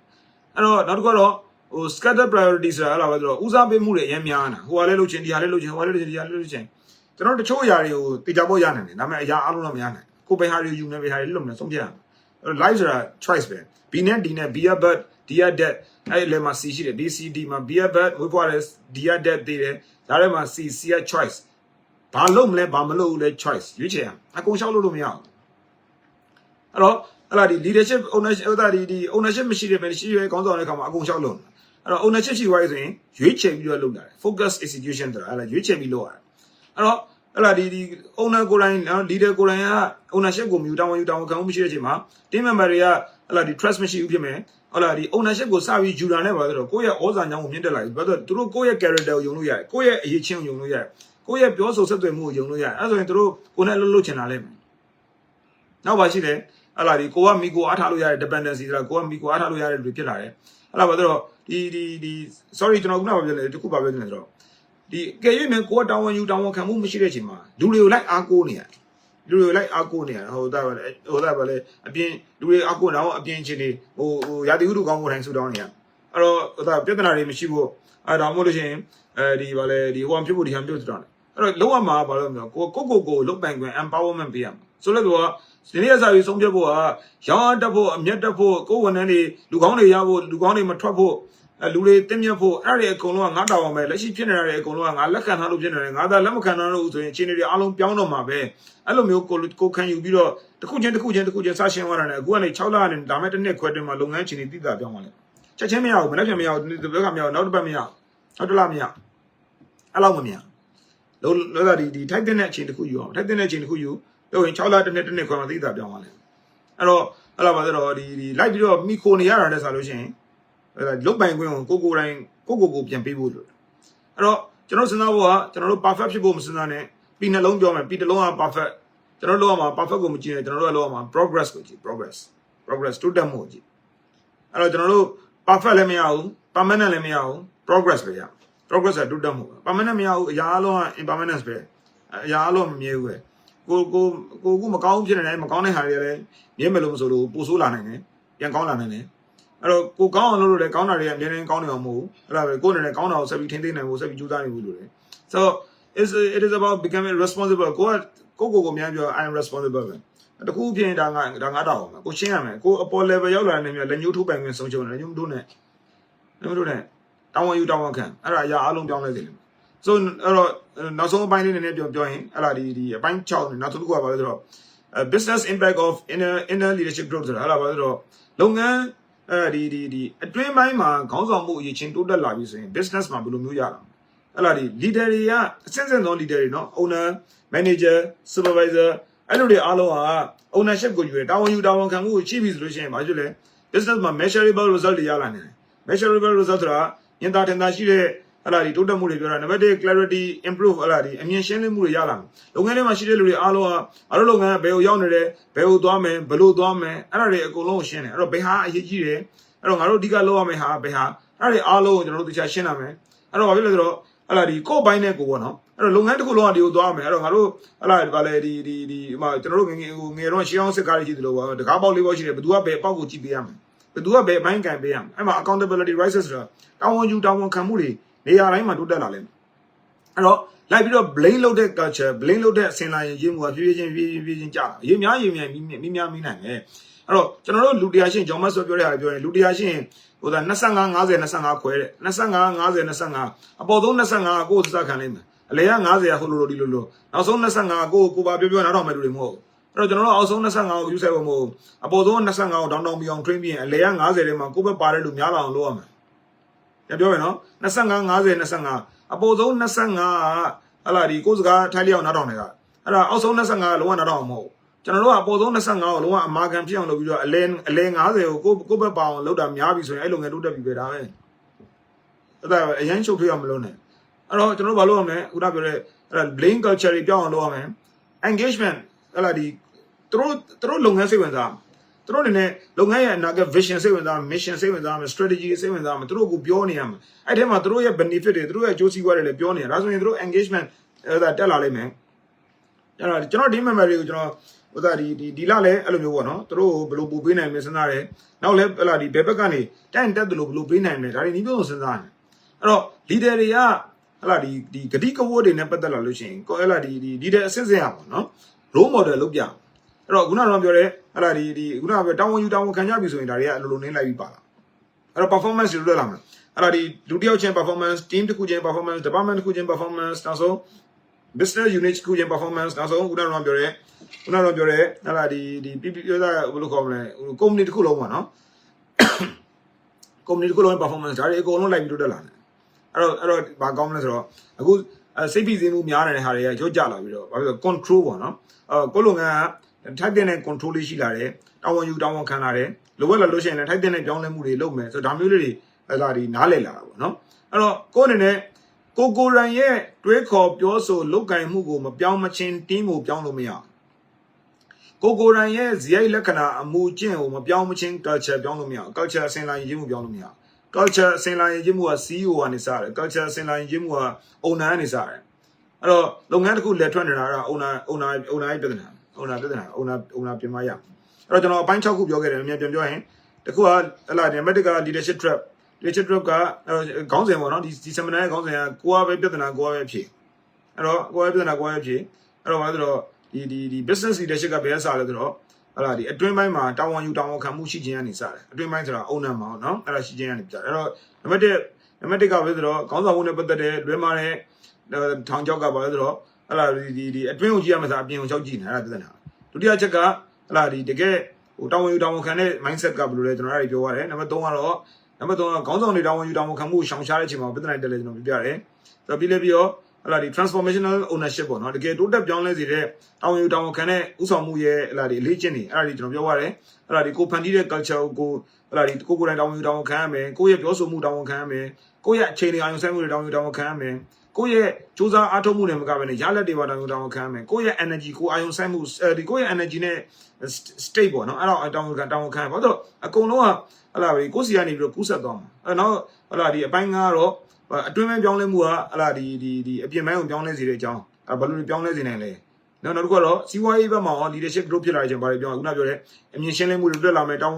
ဝန်ခံလာကြမယ်စိတ်ဝင်စားမှုတွေမြင့်လာမယ်ဆွမ်းဆောင်ရည်တွေတက်လာမယ်စိတ်တည်စည်းမှုတွေကြားလာကြမယ်ပျော်လာမှုကဒါကိုပြောတာအဲ့တော့အားလုံးပဲကျွန်တော်ဟ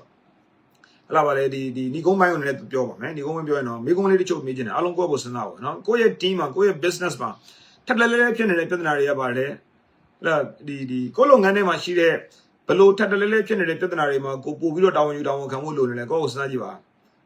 ်ပါကိုတာဝန်ယူတာဝန်အဲ့ဒါတွေမလုပ်ဘဲနဲ့တော့ဘာဖြစ်တာမဟုတ်နောက်တစ်ခုကတော့ကိုယ်အနေနဲ့ဟလာဒီကိုယ်တိုင်တာဝန်ယူပြီးတော့လုပ်ရမယ့်စားဘယ်သူတွေကိုအမြင်တော်ပြီး blame လုပ်နေတယ်ကို blame လုပ်လေးရှိတဲ့ဟာလေးတွေခြားရေးကြည့်လိုက်အဲ့နေရာတွေမှာကိုဘယ်နေရာတွေမှာခေါင်းရှောင်နေလဲကိုယ့်ကိုစဉ်းစားကြည့်ပါဆိုတော့နောက်တစ်ခုကတော့ဒီတစ်ပတ်လောက်အတွင်းမှာတခြားလူတွေကို blame လုပ်တာရက်လိုက်ပြီးတော့ကိုယ်တိုင်စံနမူနာအနေနဲ့စပြီးတော့လုပ်တဲ့ဆက်ပြီးတော့လုပ်တဲ့နဲ့ဟလာဒီ leadership အမှုချင်းတစ်ခုကဘာဖြစ်မလဲအခုဒီဘက်မှာကိုအခုဒီလာမဲ့ရက်ပိုင်းမှာကိုပါအောင်စမှာဒီနေ့အခုချင်းပြီးတာနေပဲဟိုဒါဒီဘယ်လိုမျိုး leadership behavior တစ်ခုကိုစပြီးတော့ practice လုပ်မှာစဉ်းစားကြည့်ပါအဲ့တော့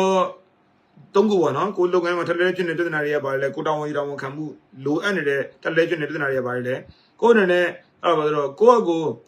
ဒီကိုဘာတွေလုပ်မလဲဆိုတာကိုပိုကောင်းအောင်ဘယ်လိုလုပ်မလဲစဉ်းစားမနေဘယ်သူတွေကိုမြန်ကို blame လုပ်မိနေလဲကိုယ်တိုင်စပြီးတော့ခေါင်းဆောင်မှုနဲ့ပတ်သက်ပြီးကိုဘာတွေပြင်ဆင်မလဲကိုယ့်ကိုစဉ်းစားကြည့်ပါကျွန်တော်နောက်ဆုံးပြောချင်တာကတော့အဲ့ဒါဆိုတော့ခေါင်းဆောင်မှုဖွံ့ဖြိုးတိုးတက်ဖို့အတွက်ကိုအရေးကြီးဆုံးတစ်ချက်ကအဲ့ဒါတောင်းဝန်ယူတောင်းဝန်ခံတာတောင်းဝန်ယူတောင်းဝန်ခံမှုမရှိတဲ့ leader အကုန်လုံးတရားခံမဲ့လိုက်ရှာနေတဲ့leader ရဲ့အောက်မှာအကုန်အဲ့ဒါဒီတိုးတက်လောင်ဟိုဘာတိုးတက်အောင်အကုန်ပြတ်မှာဆိုတော့ကျွန်တော်တိုးတက်ချင်နေဆိုရင်ကိုယ့်ရဲ့ business ကို you cannot scale a business you are not willing to take full responsibility for ဆိုတော့ကိုတောင်းဝန်ယူတောင်းဝန်ခံခြင်းကိုတောင်းဝန်ယူတောင်းဝန်ခံလို့စိတ်မရှိတဲ့လုပ်ငန်းကိုတိုးချဲ့အောင်လုပ်လို့မရကိုတောင်းဝန်ယူတောင်းဝန်ခံခြင်းစိတ်မရှိတဲ့လုပ်ငန်းကိုပိုပြီးတိုးတက်လာအောင်လုပ်လို့မရပိုပြီးတိုးတက်ချင်တယ်ဆိုရင်ကိုယ်တိုင်တောင်းဝန်ယူတောင်းဝန်ခံဖို့လိုတယ်ကျွန်တော်အားလုံးပြောချင်တယ် growth ဖွံ့ဖြိုးတိုးတက်မှုကဖြစ်လဲဖြစ်နိုင်တယ်ဖြစ်လဲဖြစ်တဲ့နဲ့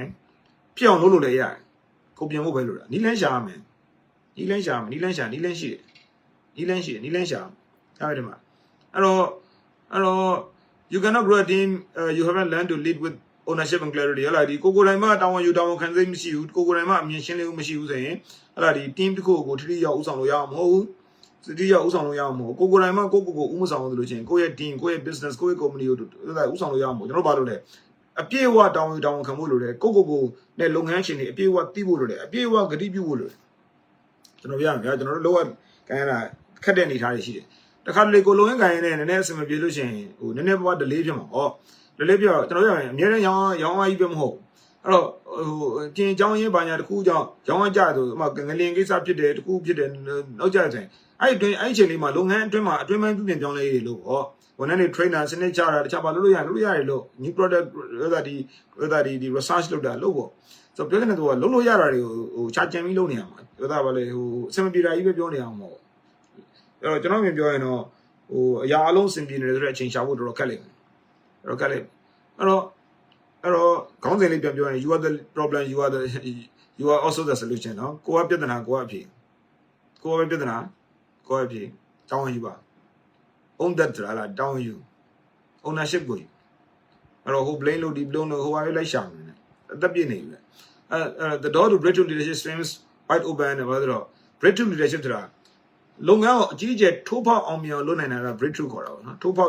ာက်အောင်မြင်လုပ်နိုင် leadership ကကိုသာတောင်းဝန်ယူတောင်းဝန်ခံလိုက်ပြီဆိုပွင့်သွားတယ်ပွင့်သွားတဲ့နေရာမှာပို့ပြီးတော့မြင်ကွင်းတွေလာတယ်ပို့ပြီးတော့စိတ်ချမ်းသာတယ်ပို့ပြီးတော့ပြောစရာကောင်းတယ်အဲ့တော့Winston Churchill ရဲ့ဟိုဒီ quote လေးရှိတယ် the price of greatness is responsibility တဲ့ကြီးမြတ်မှုကြီးကျယ်ခမ်းနားမှုအတွက်ပေးဆက်ရတဲ့တန်ကြီးကတောင်းဝန်ယူတောင်းဝန်ခံတာပဲတဲ့ကြီးကျယ်ခမ်းနားမှုအတွက်ပေးဆက်ရတဲ့အဲ့ဒါဒီတန်ကြီးတောင်းဝန်ယူတောင်းဝန်ခံတာပဲအားလုံးပဲအကျိုးရှိကြမယ်လို့ပြောနေတယ်အခု session လေးဘာတွေရပါလဲဘာဆက်လုပ်မလဲ comment မှာရေးသေးတယ်ဘာတွေရပါလဲဘာဆက်လုပ်မလဲ comment မှာရေးသေးတယ်ကြည့်ပါဘာဆက်လုပ်မလဲဘာတွေရပါလဲဘာဆက်လုပ်မလဲ comment မှာရေးသေးတယ်အပေါ်ရန်လေးရှက်မေးပါနဲ့ကျွန်တော်ကတနာရီနဲ့7မိနစ်လုံးကျွန်တော်ကြိုးစားပြီးပြောထားတာအဲ့တော့အပေါ်ရန်လေးရှက်ရေးမယ်ဆိုတာတိတိကျရေးပါဘာတွေဆက်လုပ်ချင်ဘာတွေသိလိုက်ဘာအပြောင်းလဲလုပ်အဲ့ဒီရေးပါရေးပြအောင်ရေးပါ comment မှာရေးပါပြီးရင်ကိုယ်စာအုပ်မှာလည်းကိုပါပြီးရင်ကိုရဲ့ဒီဗီဒီယိုလေးကို team member တွေကိုပြလို့ရတယ်တကယ်ချင်းတွေကိုပေးလို့ရတယ်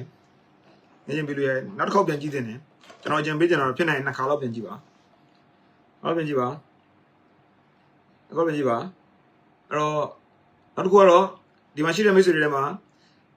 အကြီးအကျယ်တိုးတက်ပြောင်းလဲခြင်းနဲ့ကိုယ်လုပ်ငန်းနဲ့ပတ်သက်ပြီးရည်မှန်းချက်ကြီးရှိတဲ့လူတွေရည်မှန်းချက်သေးထားတဲ့လူတွေကျွန်တော်ပြောချင်တာမဟုတ်ရည်မှန်းချက်ကြီးရှိတယ်ဒါမဲ့ဘယ်လောက်မှဟလာဒီလက်ရှိထက်ကို sales profit ကိုဘယ်လောက်တက်ချင်တယ်နော်ရောင်းအားဘယ်လောက်တက်ချင်တယ်အမြတ်ဘယ်လောက်တက်ချင်တယ်ဒါမှမဟုတ်ဟလာကင်းကနေပြောရင်ဟလာဒီကိုက profit ကိုတိန်းထောင်ကနန်းဟလာဒီဒါမှမဟုတ်ဒီထက်မကအဲ့လိုမျိုးရှာနိုင်ခြင်းတယ်ကိုလုပ်ငန်းအလားအလာရှိတယ် potential ရှိတယ် invest လည်းလုပ်တင်တယ်လို့ကိုထင်တယ်ဆိုရင်ကျွန်တော်တို့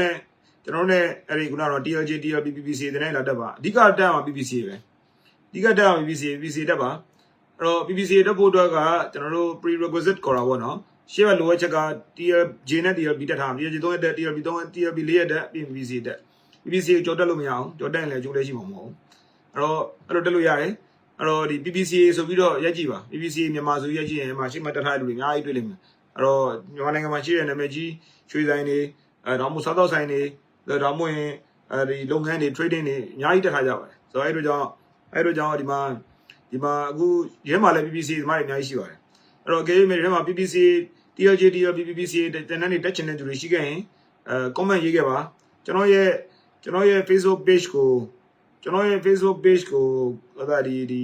နိုင်ဝင်းအောင် CEO coach ဆိုတဲ့ page ရှိတယ်เนาะအဲ့ဒီ coach ကျွန်တော် page ကိုစာလေးပို့ပါမေးပါ breakthrough ကျွန်တော် company က breakthrough coaching training and consulting လို့ခေါ်တယ်